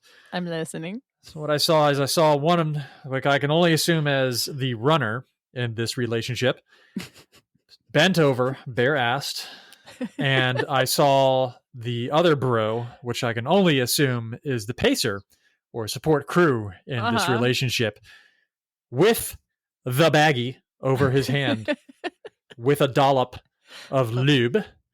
And I saw him like applying it to his homie's buttocks, right all on his butt. And I was just like, I True would friend. kill to have a friend that close, where they could just like wick your asshole before you go out there. And like, they weren't even acting like grossed out like it. They weren't like, oh, he's touching my butthole. Oh God, get it done quick. He was just like, yeah, this is happening. Probably like the 100th time we've done this. So they're just like stooped over, used the baggie, applied the lube. Good advice. Yep. The baggie is something I will carry with me to all my ultras from this point on. Just even with the foot lube, like anything, just if you get it on your hand, you're like, oh, good God, this is nasty. Oh, yeah. And then Keep it if in you the apply it to the nether regions, you definitely do to go doing that and then eating the potato, like whatever. Oh, especially when you're cross-contamination. like adding that to like the communal bowl of salty M&Ms that everybody else is putting their hands into. Yep. Yeah. Like the first couple of years of COVID were races. Actually, they would put gloves on and handle the food, sanitize. Dude, that was great. I love that. They had like hand sanitizer at each station. Like, just keep that going. That's good. Don't smart. put, like the communal bowl of herpes for me to eat out of. It is just that still doesn't stop me though. It's not the most attractive thing, but if you get hungry, you still eat it. Oh yeah, I'm not. Get hungrier and your shit's like, well, your shit. You care less. Basically. Oh yeah. As I said before, there are no shits. morals to my dietary functions. No, I will eat the bowl of communal herpes and M&Ms, but I'll complain about it later. But I'm reaching into that bowl. Give me the herpes M&Ms. Oh God! Ew. I don't think Allie G wants those M&Ms when she's doing her runs. No, she wants a fresh little like fun size pack of M&Ms. It's like you go to a restaurant, they don't eat that part. Give me the food, I'll eat them. She skips it. All right, moving on. Enough. On that note, ball of herpes, bowl of herpes. Go to the Janine Vernon, we love you. Episode 122. She says, "Thou shalt run near a bathroom for as long as possible," or you just run in a bathroom, i.e., a trail. Yep, just have access to a bathroom for as long as possible. So our training routes do usually, in our Orlando group, they usually always circle around a shitter. That's smart. We that really always is have smart. something to where we're always either passing by my house, or if we're at the park, it's always like centralized around the shitter. Excellent. That is the anchor to our runs is the shitter. We always have that. But yeah, like I said, if you're on the trail, doesn't matter. Doesn't matter at all. We did miss one though. Episode 120. We got to scoot back. Wyatt Moss. I crossed it off. Okay, you know what? This is perfect Damn it, for Erika. you. And Wyatt's one of my favorite people too. So you go ahead with this one because it kind of goes along with your race. The Outlaw, was it Outlaw? The one that you Outlaw just did? 100. Yeah. Go ahead. Tell it. Oh yeah, you the shall listeners. never run a race alone. And that is, it's so nice Game to changing. be in a lead pace group or just a pace group, especially in the middle of the night at a long ass race. It's just, hey, I just met you 4 hours ago. We're all going to talk about the deepest parts of our life because our mind is mush right now and everything's a little bit frayed, but You here honestly we go. make friends for life in the Yeah. weirdest parts of races. Like It's like the middle 3 of in the night, morning. You're Mutual- trauma dumping with a stranger in the mutual middle of the woods. hallucinations. Like it gets crazy, but you bond. It is a total bond. It is a bond moment. And even if like you're on your own, there's like a deep meaning to this. So we're going to the serious part of the Marvel movie again. So you're the product of those in your life. So even when you're alone, dark at mile 70, you still got those people with you in some kind of way. You know, the people that, enabled you to get out there. Because not, like I got a family that's cool with me going out on all the. So even if I still remember the first hundo I did that I'm coming back to in October, the No Business 100, I still remember like mile 70, middle of the woods in Kentucky. Gorgeous, by the way. You look up, you can like see the Milky Way. Like it's just pitch black. Yeah, pitch black. And then I look ahead of me, not a single person in front of me. Look behind me, not a single person behind me. It's like 2 a.m. in the woods in Kentucky. That's where they dump bodies. Like, and I just realized it for a second. And I was like, for the last 10 miles, I was like autopiloting just completely alone. And it just like hits me at that point. I'm like, oh, am I in danger? And That is a real concern out in the wilderness, especially if there's like animals. Like, yeah, and it's people, just like, and this is like tying back to like your mind like being mush and like some emotionally frayed product of whatever the hell you've gone through in your existence. And I'm like, no, I'm not alone. I've got all those I've trained with. Oh, wait, I got to poop. And then I go. And so we go from serious to, because like I stopped to like assess my situation. I was like, and I like listen to my body and it's like, oh, I got to poop. And so I find the perfect log. But what's funny is that like so it takes a while to get it going. And then of course, as I'm going to the bathroom, that's when people are coming by. And it's like a group of 4 girls. Oh. And I didn't want to startle them because middle of the night, it's spooky. Guy coming out of the, most people prefer the bear, right? They don't want the guy to come out. So I'm trying to, not scare them. And so I'm just like I'm like flashing the headlamp, like, heads up, don't look over here. I'm taking a crap. And then all 4 headlamps immediately turn over to me. Don't draw attention. See, yeah, that is the dilemma. Sure like, enough, do the I guy's scare taking a them or crap do I in the not? woods. Mm-hmm. So, You know, that was nice my of you to try to not scare a big group of girls. so that was my serious moment. I was just like, no, I'm not really alone. Mhm. And then, of course, we go back to, oh, wait, I do have to poop. So, you know, that's what happened.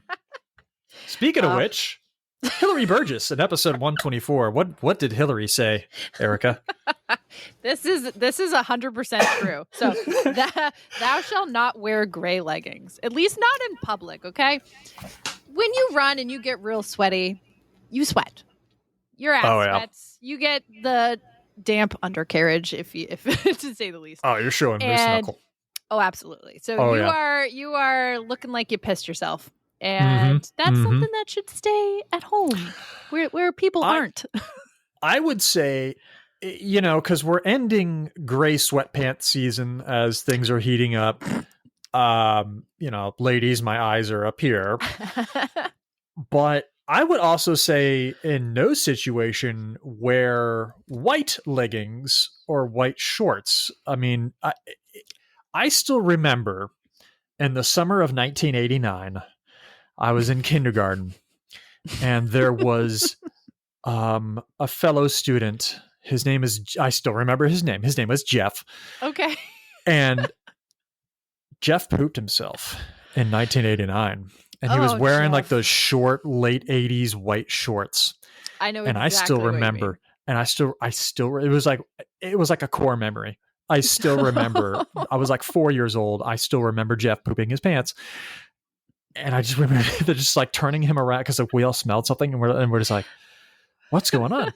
And then like the teacher turns him around to look, but we all see it at the same time. We're just, oh God, poor Jeff.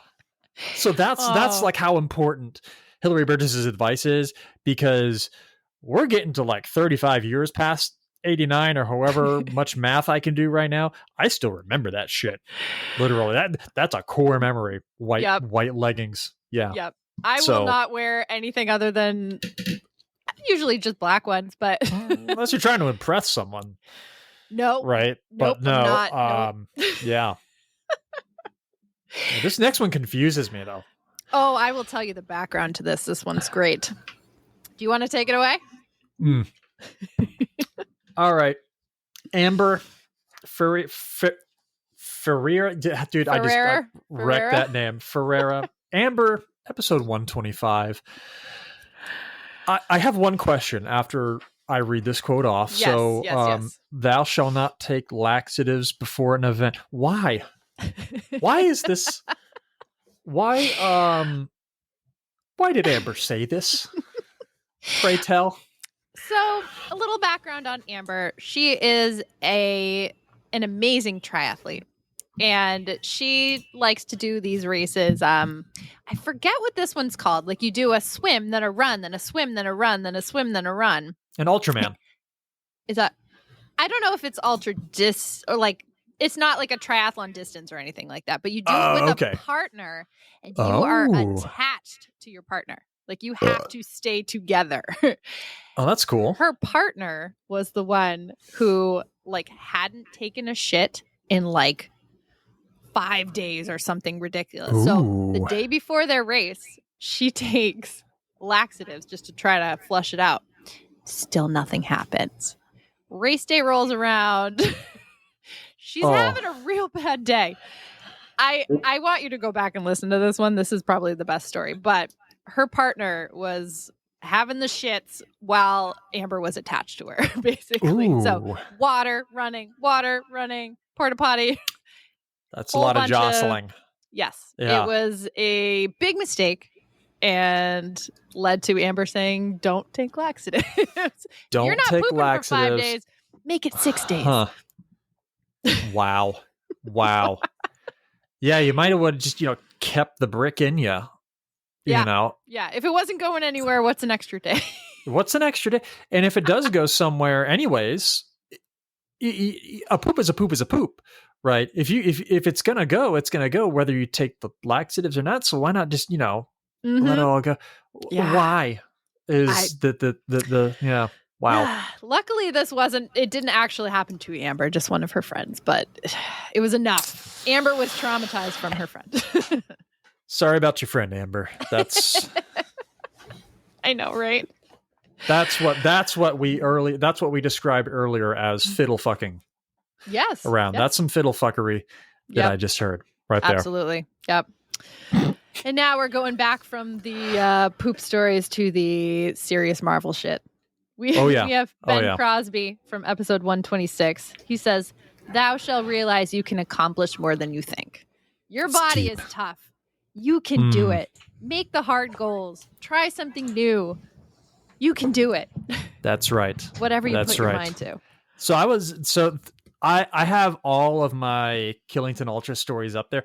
The latest one really ties into that. Because I came into there saying, I want to finish this in under 11 hours. That's like, if you can go under 11 hours, that's freaking crazy. Because most people finish this thing, like average time is like 14 and a half. It's and chasing you were going cutoffs. for 11? Oh. I wanted to go for under 11 hours. Under 11, yeah. And I'm talking, and I'm at the starting line. And so if you look at my profile picture, that's the cover photo, is that starting line. And it's literally the moment where Josh Fiore, he's like world champion, first place guy. He always gets first. World champion. It literally captures the moment where he turned around and was talking to me. Because I know him from prior races. We did Georgia Death Race together, so we know each other. Nice. And I should have listened to him before, because he proved me wrong before. Because Georgia Death Race, I was like, I want to finish in under 20 hours. He's like, bullshit, you're going to finish this thing in under 19 hours. Like, I see how you train. You're going to do it. I was like, no. What does the world champion know, right? I finished it in 18 and a half hours. So wow. so he was, so he, sure enough, I'm at the start line. He's like, so what's your goal for this one? Because he knows what this race means to me. Because I DNF'd it in 2013 and 2014 and everything. So I'm gone from DNFs to podiums at this event. Yep. And now I'm trying to chase an overall. But that one I was just chasing age group. I didn't have high expectations. So yeah, I want to finish this in under 11 hours. And he looks at me and he's just like, no, you're going to get this done in under 10 hours. And I kind of laugh it off. And I'm just like, no, that's like what top 10 overall do. Yep. And that's, so he's planting the seed in your head too. You're like, huh. Oh, he put his seed in me, I guess you can say. So sure enough, I finished this thing in like, I finished it in like 9 hours, 59 minutes and 30 seconds. So I did beautiful. it. So I did it. And so I did it. It counted. So yeah, I did it. So yeah, you can accomplish more than you think. And sometimes it takes, the guy who's the world champion to tell you, no, stop being a bitch. You can do it. So that actually, come on. Yeah. So that actually motivated me to give up trying for age group. Cause I always get age group. You can see it in the wall behind me here. That's my wall. That's the elite bib. It's kind of blurry, but all those are age group medals for that event. So it's like I go there, it's kind of guaranteed by now. So I'm chasing something that's guaranteed. No, that's kind of stupid. I want to chase something that scares the shit out of me. Mm-hmm. And so an overall finish, like top 3, because I got, I think 6th. And if I shaved like 45 minutes off my time, I would have gotten top 3 overall, I think. Whoa. I might be a little wrong in the numbers. I'll probably check it again. But I think I can do that. So that's the next thing. So yes, Ben Crosby is absolutely correct. Yes. Congratulations, by the way. You can do a shit ton more than you think, especially when you're just going out there with different expectations. It's like the 5K story where I said earlier, where I was just like, oh, this is just kind of for fun. Nope, I'm doing it in 1830 now. Cool. Yeah, congratulations on that Spartan race, the Killington one. Like, you come up here to our neck of the woods and you just absolutely crush. So I always like it. Elite now? Yeah. I got the bib for it and everything. So Beautiful. I registered for the elite wave for this year. And so I'll be going out with the ones that are top of the world. And so I'm going to be standing amongst them, and it's going to be a weird feeling, but if that's the feeling you feel, then you're in the right place. So if you're doing something where you're already guaranteed a finish, or okay, what's the fun in that? So you got to pick something that scares the ever living shit out of you and go with that. So good for you. That's what I'm doing. So anyways, I have all the stories of that. If you want to read, because there are like 20,000 words in the stories. It's a lot. And I do one every year. I love it. Anyways. Well, we got Eric back now. I don't know how long he's going to What's stick up, around everybody? So why don't we let you interject with, we got Stephanie Humphrey. Let me give you the last 20 minutes of my life. What happened? I changed diapers. Children. I got them in PJs, and then Tyler takes a sip of a drink and spills it all over his PJs. So I had to get him new PJs. And then I get them both asleep. And then once I come in here and turn the camera on, Tommy sneaks in. So he was faking it. He was faking it. So now he's laying in the bed looking at me like, Dad, why are you talking about me, Dad? What the hell, Tommy? Tommy, lay down, go to sleep. So I You're want a liar, to interject real quick here. A couple that I might have missed. One, Brady McDonald, thou shall put hard things on your calendar. I love that. There's the other one. Oh, my God. Where is it now? I lost it. Wyatt Moss. Thou shall never run alone. And I love that one because running can be a lonely sport. And Absolutely. I love that. Yep. I love people who run together. But we have to kick off, I think it was... she kicked Breast off Cancer Breast Awareness Cancer Awareness Month. Stephanie Humphreys, host of the Pace Yourself, It's Just Cancer podcast. Thou shall protect yourself while out running. And that was the story where she lives basically next door to Mickey Mouse. And there were some boys out when she was running at 4:30 in the morning, I think it was. And they were like, let's go get her. And she turned around, took her gun out of its holster and said, I don't think so, motherfuckers. I feel like she said it a little nicer than that, but she got the point. Yeah, she used a Mickey Mouse voice. Oh, boy, you guys better back off. I got a gun. Boom, boom, boom, boom.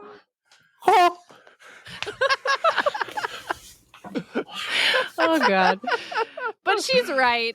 Especially as a woman, you never know what's out there. So just pepper spray, take a class. Actually, next week is the situational awareness class I'm going to go take. And they're going to just teach us a couple of tips to help us out. But I'll be always carrying my pepper spray, trying to stay safe. And just be aware. Wear the headphones that don't cover your ears. Yeah. Or a speaker at minimal volume. I've been catcalled a lot whenever. Oh my God, a lot of times. It's the shaved nips, man. It's the shaved nips. They see me, they're just like, "Oh, look at that twink," you know. I want some of that. No, I can see like because one of the routes that goes into my neighborhood during rush hour, it's bumper to bumper. And so many times, because I got the sunglasses on, so I'll just stare at people when they're in their car. Yep. And like so many times I've seen like old ladies like hold their phone up and they're like snapping, obviously like snapping pictures and stuff. Yeah. I've had people like howling and barking at me. Ooh. If that's uncomfortable. Oh yeah. There's a lot of catcalling that I've gotten. But usually I'll just like lean into it. I'll just be like, I'll just kind of like give thumbs up or anything. Yep. There's a couple of like really cool call outs I've gotten. Like I had like really like skinny ball hugging shorts and there were like some bros in a pickup because I live next to a college. And there was like some bros that are just like, skies out, thighs out, buddy. I like your short shorts. I'm like, fuck yeah.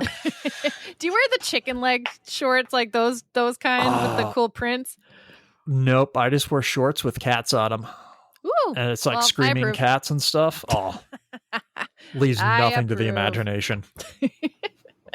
Nothing. Ooh, I gotta take this next one here because I have had this mishap happen before. So, Lindsay Hawker, who definitely kept kicking off the Breast Cancer Awareness Month, but she said, "Thou shalt not eat Chipotle or Mexican before a long run."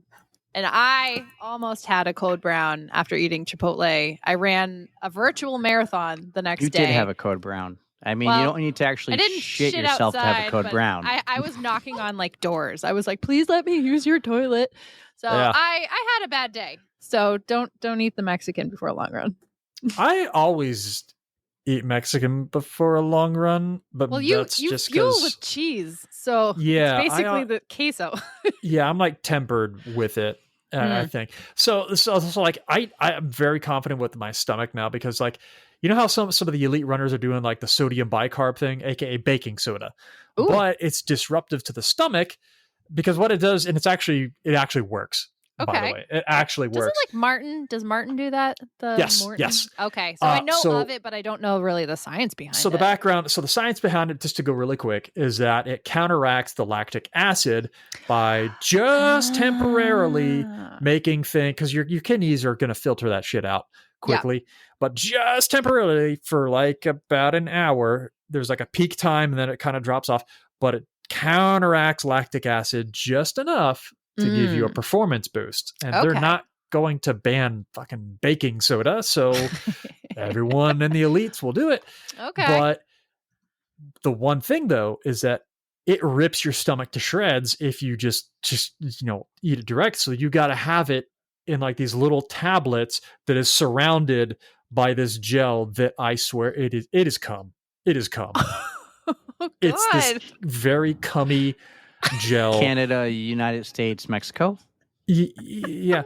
And you have it with a spoon. And like I saw my friend who did the 50 miler, he took that before, and I saw the whole process. You got to make it up, and it's expensive. You got to make, and he just like takes the spoon. He's just like swallowing it. And I was like, dude, that's a load. You That's can't no convince me. And so what I do with my ridiculous stomach, I literally just go to a supermarket, buy baking soda, like the powder, and just dump that shit in a glass of water and drink it. Oh shit. So the first time I did that, I was unstoppable for like 4 miles. My legs, they did not, it works. Holy crap, it works. I'm afraid My legs felt great. But then like it went from super great to running at what I call diarrhea threshold pace, to where if you go a second a mile faster, you're going to duke it. You're duking it. So, so the first time, don't get discouraged if you try to do it like the low budget crack whore way, because I did it again and my stomach lasted, and now I can do it. I can like literally just pour the powder directly into water and just drink that shit, and it works. So yeah, if you got a cast iron stomach, you could save yourself a lot of money, because that like the professional way of swallowing a load, it's going to cost a pretty penny if you want to go that route. This episode is definitely unedited and unhinged. That's for sure. Holy it's shit. an acronym, especially if it's out on Thursday. It's 100% unedited. So it's an acronym. Actually, for the Killington event, I do have the words CUM painted on the bucket, which stands for. I think, yeah. You do. Yes, yeah. You do understand the CUM acronym. We're talking about an acronym here, guys. Stop you dirty minds. That means crap pants underperform, miss cutoffs. Amen to that. Do the CUM method. Got to have a mnemonic device to get you through bad ultra running. All right, Erica, what's next? Let's go to the next one. Christina Cocaludo, who has the best last name we've ever heard, says, That's a "Thou cool shalt name. not talk negatively about yourself." That is just one way to put yourself down and get you out of the zone. Like nothing's quicker than that. Yeah. And I agree.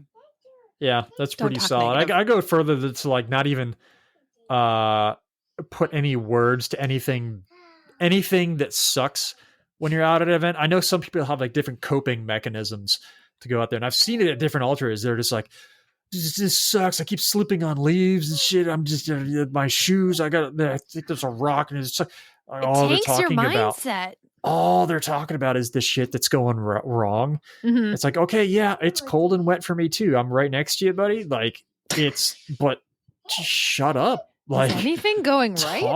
Talk about the shit that's going right and cling on to it. See, I like that's that. what's Flip going the to keep mindset. you going. Don't focus on the bullshit. Like, you gotta just find the one thing that's working and then just be like, oh yeah, this is I don't give a shit about the other stuff. This is great.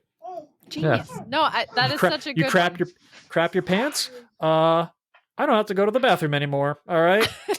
I just fixed one thing. One less thing I got to do on my to-do list for the day. Boom. Flip the mindset, everybody. Flip it. be viciously optimistic. Mm-hmm. Eric? Good advice, Christina. Good advice. Yes. So we got our sports anchor here at WMUR, Jamie Staten. He had that LA marathon experience. It was super hot, right? And he goes, "Thou shall not run too fast when it's too hot." In the heat, you don't compete. That's a pretty real thing. I've been building up to this story to go on a tangent on here. I'm listening. As a Florida man, I have many stories about battling heat exhaustion. Heat diarrhea is a thing. Heat diarrhea. Oh, heat diarrhea. It's one of the symptoms of heat exhaustion. When heat exhaustion is really starting to get bad, is the nausea and all that stuff, like goosebumps on your cold, clammy skin kind of diarrhea. Oh no! So in Orlando, Florida, how the heck do you train for a mountain ultra in Orlando, Florida? You don't really. That's the easy answer. But the best that we can do, there's a toll road. It's like a mile out of my neighborhood, and there's a bridge. And on the bridge, the berm, the little hill that props the bridge up, it's only like 20 feet up, but it's like 20-30% elevation grade to go up that 20 feet. And so we have this very short burst. It's just like going up, 2 floors basically of trail-ish terrain that is kind of good because you can go up it and you go to and you go down, and we do that for 2+ hours. But the problem is a lot of these big trail events happen in a nice time of the year, in the fall, up north and all that. But okay, your prime time for training for that is a couple months prior, and we're in Florida. It's 100+ degrees outside, and we're training for this, and we're just cooking out there. And so we have our group, and just one by one, people just start getting symptoms of like dangerous, like medical heat symptoms. Like one guy, he just starts throwing up at like 45 minutes in, and we're like a 2-hour session where we're just literally for 2 hours going up and down, going down, going up, going down. We're just doing that all the freaking time. Jesus. It's mind numbing. It's stupid. All we hear are cars with loud mufflers going on the toll roads, trying to impress strangers on the road. It's miserable. So one by one, we people are throwing up. Oh God! And dropping this is when we learned about heat diarrhea. And when we finish, my buddy Jeff, not the same Jeff from 1989. This is a different Jeff. I hope you're doing well, Jeff from 1989. That was a massive loaf that you had in the past. After, like, literally after, once we hit the 2 hour mark, our watch beeps. He immediately runs into the bushes behind us, and I very audibly hear just explosions over there. And it's just like, he did that. Our buddy, he puked and stopped at like the 45-minute mark, which is good because that's, heat exhaustion. But yep, heat diarrhea is a thing. So do not run too fast when it is too hot out, because later on that day I had like a fever and everything. I mean, it was the training session from hell. I mean, jumping in the pool afterwards felt great, but you've cooked your core. Oh God. So freaking hot, because running on flats when it's hot sucks. Running on hills in Florida so much temperature. More exertion, yeah. Yeah, I mean, hell, I remember some trail races that are going like basically up a ski slope, and it's 30 degrees out. You're still sweating when you're going up that hill. And when it's 30 degrees out, when it's 105 out, then it's a little bad. Oh yeah. So be safe in the heat. Don't go out too fast. Heat diarrhea. It's real. It's real. Especially when it's hot. It's terrible. Oof. Neil, have you ever heard of recycled percussion?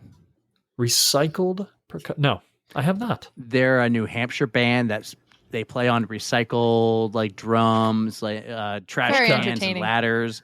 They're on America's Got Talent. They had a big show in Vegas for over 11 years, made like $100 million in that time. Damn. And they're just wicked cool people. And Justin is awesome because he'll just do things on a whim, like an Ironman, signed up the day before and can barely swim. And he just did the Great Road Race 7 marathons in 7 days in 7 continents, and he never ran more than like a half a marathon in his life from the half Ironman. Actually, no, he did a marathon once when he did Kona. Yeah. But besides that, he's not a runner. So he came on to preview the Great World Race, and he left us with a code brown commandment. His was, I lost my place. I can't find it. Do you want me to go? There he is. I can Thou go. I got shall you. not. Okay. Yeah, he goes, thou shall not swim after chafing. It will hurt. Yep. We've all been there, I think. The We've all been chlorine. there. Actually, Yeah. salt water will do that too. It's just any Ugh. water. Like if you go into the shower after an ultra, You are so right. you feel like wherever the chafing was, and it's like, thankfully, it's only like 10 seconds of just exquisite agony, and it kind of like tapers off. Like once like the terrible stuff has washed out. I don't know. I don't know much about science to learn no chafing science, but yeah. That's it. Once water contacts chafing, Yeah, it's like it's like the body gets, it's like the chafe gets used to like body sweat or whatever chafed it, and then once something different gets on there, your body's like, "Oh God, what the hell is this?" And it just goes nuts. Sucks. the Yeah. scream that I scrum Oh, after a God. shower. I always chafe on my sports bra straps. And Yeah, me so too. like you get in and you're like, oh God, it's everywhere. It's like in the front, it's in the back, too. and like I have to like inch my way in the shower, and it's still excruciating. Like there's no good way around it. But undercarriage That's the worst, too. right, Neil? The worst. Sports bras, yeah. The Oh, worst. it hurts so bad. For me, it's like the inner thigh near the nether regions. It's that for the fellas that always kind of scrapes around. Even if you're wearing like sports gear that like keeps it all in, dude. As like I said, ounces turn to pounds when you're doing hundos. Just the tiniest little deviation. Yep. And you Even can if, lube like- all you want, and you still chafe, and you're like, oh, fuck, what do I do? You can have your homie with a bunch of lube wicked in a plastic bag, I lubing you gotta up. find a friend that I'm gonna be comfortable enough, A, dropping trow in front of, and B, Yeah. letting Yeah. them touch everywhere. Yeah. I- But once you get a friend to do that, I mean, Friends for imagine life. the Check time flag. saved by doing that. That's like 5 Absolutely. minutes plus that you're saving on your time. And if you're chasing cutoffs, You need know, that. Yep. what do you want your end game story to be? Oh, I got cut off because I was too chafed. No, you get a homie to lube that up, and you go. Yep. You go. Well, speaking of cutoff times, we're well past my the vision I had for a cutoff time here. We have There's a lot to Kids talk are still about. up too. We have 3 more to go. This has turned Getting out there. better than I expected. So, and I love you for it. 3 more to go, guys. We have Anthony Bailey, who maybe asked the question of the year on the pod. Occasionally, the guests like to ask us a question, and he asked Erika the greatest question: do you really work at a sperm bank? No, I don't work at a sperm. No, it's not true. I forget. That shows up in every intro now because you clip that. So, no, I do No, not part of it, work yeah, at a sperm part of it. bank. Neil, what do gotta you think like. of our intro, by the way? You had to sit I through love that. it. There Yeah. was like, it was longer than I thought. I thought like it was gonna go into like a next like a guitar riff solo, and then no, you got to. And now the bridge. Yeah, like you got to wait for the next part, Neil. You're being a bad guest. But Anthony says, Anthony Bailey out in LA, what's up, dude? One of our Patreons. So if you guys love this and love the content, join our Patreon page. He goes, thou shall not miss bag check at a race. I think he had an experience or a story boy. behind that. Mm-hmm. Yep. Didn't he almost miss the race because he couldn't check a bag, and he was, or no, didn't he have to run the race with a bag, something like that? I don't One of remember them. Anthony. Oh my god. Anthony, go to Spotify and write it in the comments on Spotify. Are we talking bag check that the Ultra holds, or are we talking bag check that like the At a airlines? marathon. Oh no, has. like a marathon, like your check, like change of Oh, clothes for okay. after the race, Yeah, yeah. your Yeah. flip flops, that kind of thing. Yeah. Yeah. I think it's that.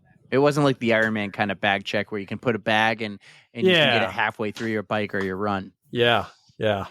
Hey, this next one, I was actually just texting her, and she made me uncomfortable by saying, because she is expecting, that she goes, I feel very large. And I go, I don't know how to respond to that, but she was texting me with some great news. She's glowing and she's beautiful. That's what you right. say. Glowing and beautiful. 'Cause she is. just texted me some great news. I cannot release it right now. It is, we'll talk about it later. But anyways, Sammy Proventure, or as we like to say, Sammy Sulia. What was her Code Brown commandment, Erika? Sammy says, "Thou shalt check your pockets before using a porta potty." This is sage advice, if I've ever heard it before. What was it? A cell phone? I think so.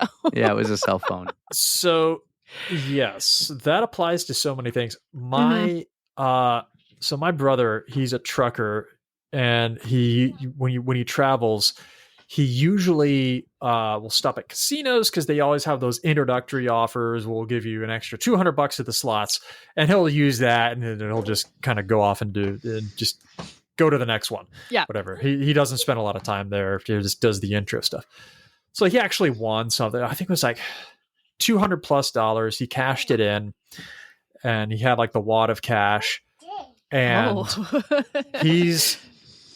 so my sage advice to add to this: always check your pockets before using a toilet, especially an automatic flush toilet.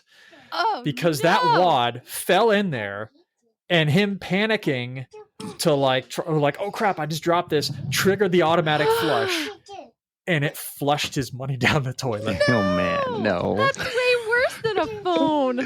Oh so no. bad. Okay, so I have a story. What? I have a story. I was trying to break up with a girlfriend in college. I think love this Erica knows already. the story. We went to the bar. My buddy Dave was giving me some drinks, and I have a retainer with a couple fake teeth here. Neil, you want to check it out for the YouTube channel? Go for it. Oh, look at that! That's a hockey smile. Oh yeah. Yeah. So these things get loose from time to time, and you have to tighten them. Or every time you go to the dentist, you get it tightened or whatever. Right. Well, I had a puke and rally moment, but after my rally, I realized you're missing some teeth. Missing some teeth. What'd I do with these? I puked them and flushed them down the toilet. Oh, not the teeth. And so I told the orthodontist that they accidentally got stepped on by a hockey skate, and he got mad at me because he goes, "You should have brought it with me back. I could have fixed it." I'm like, "Oh, I threw it away. They got stepped on." So Yeah. if my mom's still actually listening went to what this happened. episode, now she knows the real story. You're puking it out. Oh God, that's It amazing. fell in there. I didn't break up with her that night. I was like, "Oh, whatever." I they thought were you were just gonna trying like. to I'm drunk? still friends with her. She's awesome. Yeah, I thought you were gonna just like use that as like you come out of the bathroom and you're missing teeth. You're like, hey, this is what I really am. I still want this. Like you were gonna like. Yeah. Well, sometimes like Still my mom got will, puke dripping out. Like Yes. you still love me. sometimes I'll keep them out all day if I'm home, and my mom will come in or whatever. She'll be like, "Where's your teeth?" And I go, "They're away." Why are they missing? It's like a girl wants to take a bra off after a long day. I want to take the retainer out. I don't. teeth out. I'm not spending $10,000 on fake Live a teeth. little. Mm. Jeez. But we got one more. Take it away, Neil. Wrap this up. This is Yeah. from Chad Zimmerman, AKA the thou- Clydesdale Runner. What's up, Chad? Nice. I forgot to write his Thou- episode number down. Whoops. So, okay, so I'm not the only one who did a copy paste fail No. here. Well, no. So Thou- we actually recorded with Chad earlier. That's why he gets a Code Brown Oh. commandment. But something happened to his audio, and we had to re-record with him in the new So year. he got it. He still Yeah. did a Code Brown commandment, and he got to Yes. answer the new question, but Yes. it dropped like 2 weeks ago. Exactly. So continue. Sorry. Sammy shalt- was originally the last episode of the year. Thou shall check and trim your toenails before a race. Yes. Good God.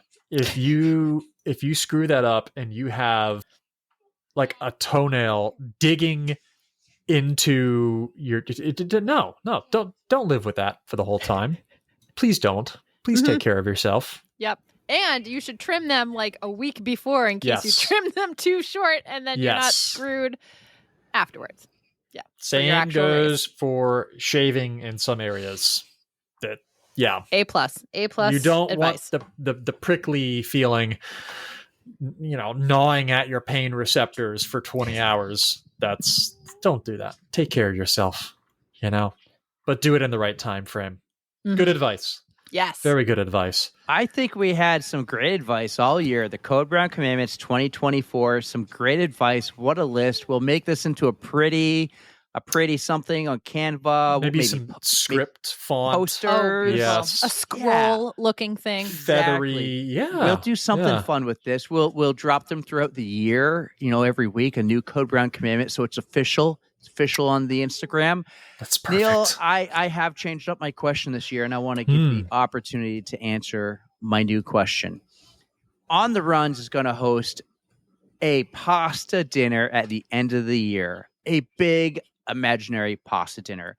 And every one of our guests from 2025 is welcome. And they're welcome to bring a +1. They can be anybody in the world, alive or dead. Who is your +1 to the On the Runs pasta dinner? Oh man, I'm freezing up. I can't like the basic bitch answer would just be, oh, I'd like to bring my wife. But you just said anyone alive or dead. Really opens up the options. Right? Oh man. Oh, so the condition of bringing, like, if it's a dead guy, you get to talk to them. You said you bring. It's Could kind be of like a dead famous guy from forever ago that like a generation, You could bring like Jeffrey Epstein and say, "Did you really kill yourself?" That's what I would bring. That's it. We're gonna find out to find the answer. But don't just leave it at just like a very basic answer. It's like Neil Murphy would like to bring Jeffrey Epstein with him. You need the background for that. As his +1. You really gotta give some background info to that, please. It is so he can find. We just want to know: did you really kill yourself? Exactly. We all it's know like the answer, I just want by to the know way. that, and then you can go back to being dead. All right, there's no pasta for you. I lied about the pasta.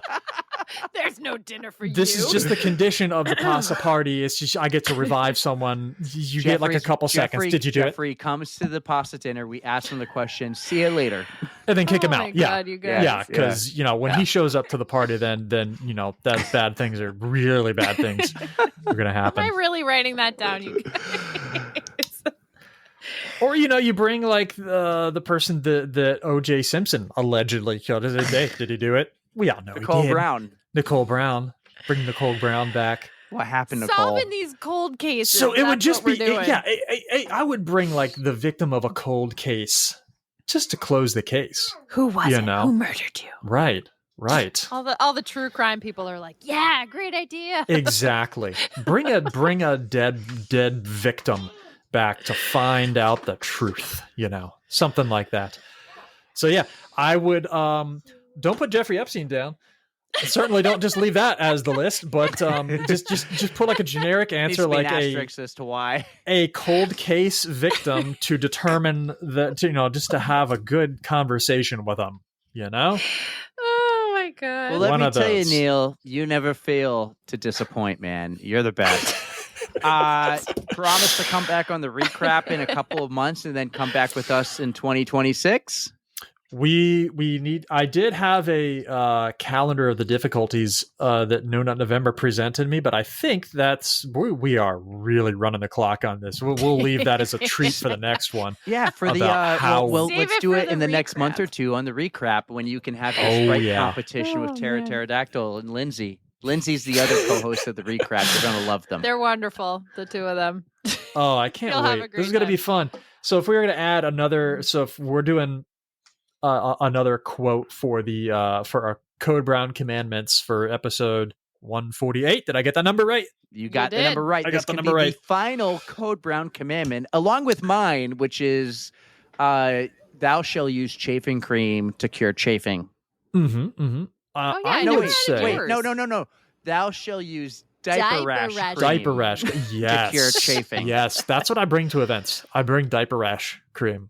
Yes, that works incredibly well. I would say for the second one, as we discussed earlier, never use single ply toilet paper. I love Yes, it. that's a great That one. has a very painful lesson that I had to learn. Add that to the list. So Neil is the bookend of the Code Brown commandments, the got first it. and the final. Thank you so much, dude, for doing this. You are the man. Oh, thank This you guys is- for doing me tonight. That was so fun. I had a fun night. This is probably our only ever unedited episode. So Oh, you're just gonna let her rip? You're just Well, gonna yeah, go well, with I this? think drop on I think Thursday. we did pretty good. I Good Yeah. God. no complaints. What else is Well, there? this excited. was last minute. This was we were talking the other day, and it's like, we're trying to do 2 nights a week, two drops a week. I'm trying to do this, not Erica, but she's like, you don't have to do it every Thursday, and I'm like, if I can get half the Thursdays in the year, I'll be really Yeah. happy. And then Yeah. all of a sudden, it's like, we've been meaning to do this with you. Could you do it tomorrow night? Bingo! Dang. Can't wait. It's the best. It's the best. But guys, thank you so much. Neil, thank you so much for jumping on the podcast. The best. The best. Erica, save us and take us home. I just got to say, Neil, we love you so much. Thank you for squeezing us in. I hope this year is full of more PRs and, if not, epic shitting stories because PR stands you for deliver. poop record. Yeah. So we're either gonna have one or two kinds of PRs happening. Hopefully we can will take get it. both. This is the place for it. So either way you That's go, right. have a great season of racing. Stay healthy. Thank you guys for listening. You know we love you. Erica, great job building the Code Brown Commandments list. Guys, don't fear the Code Brown. And don't forget to stretch. Yeah, buddy.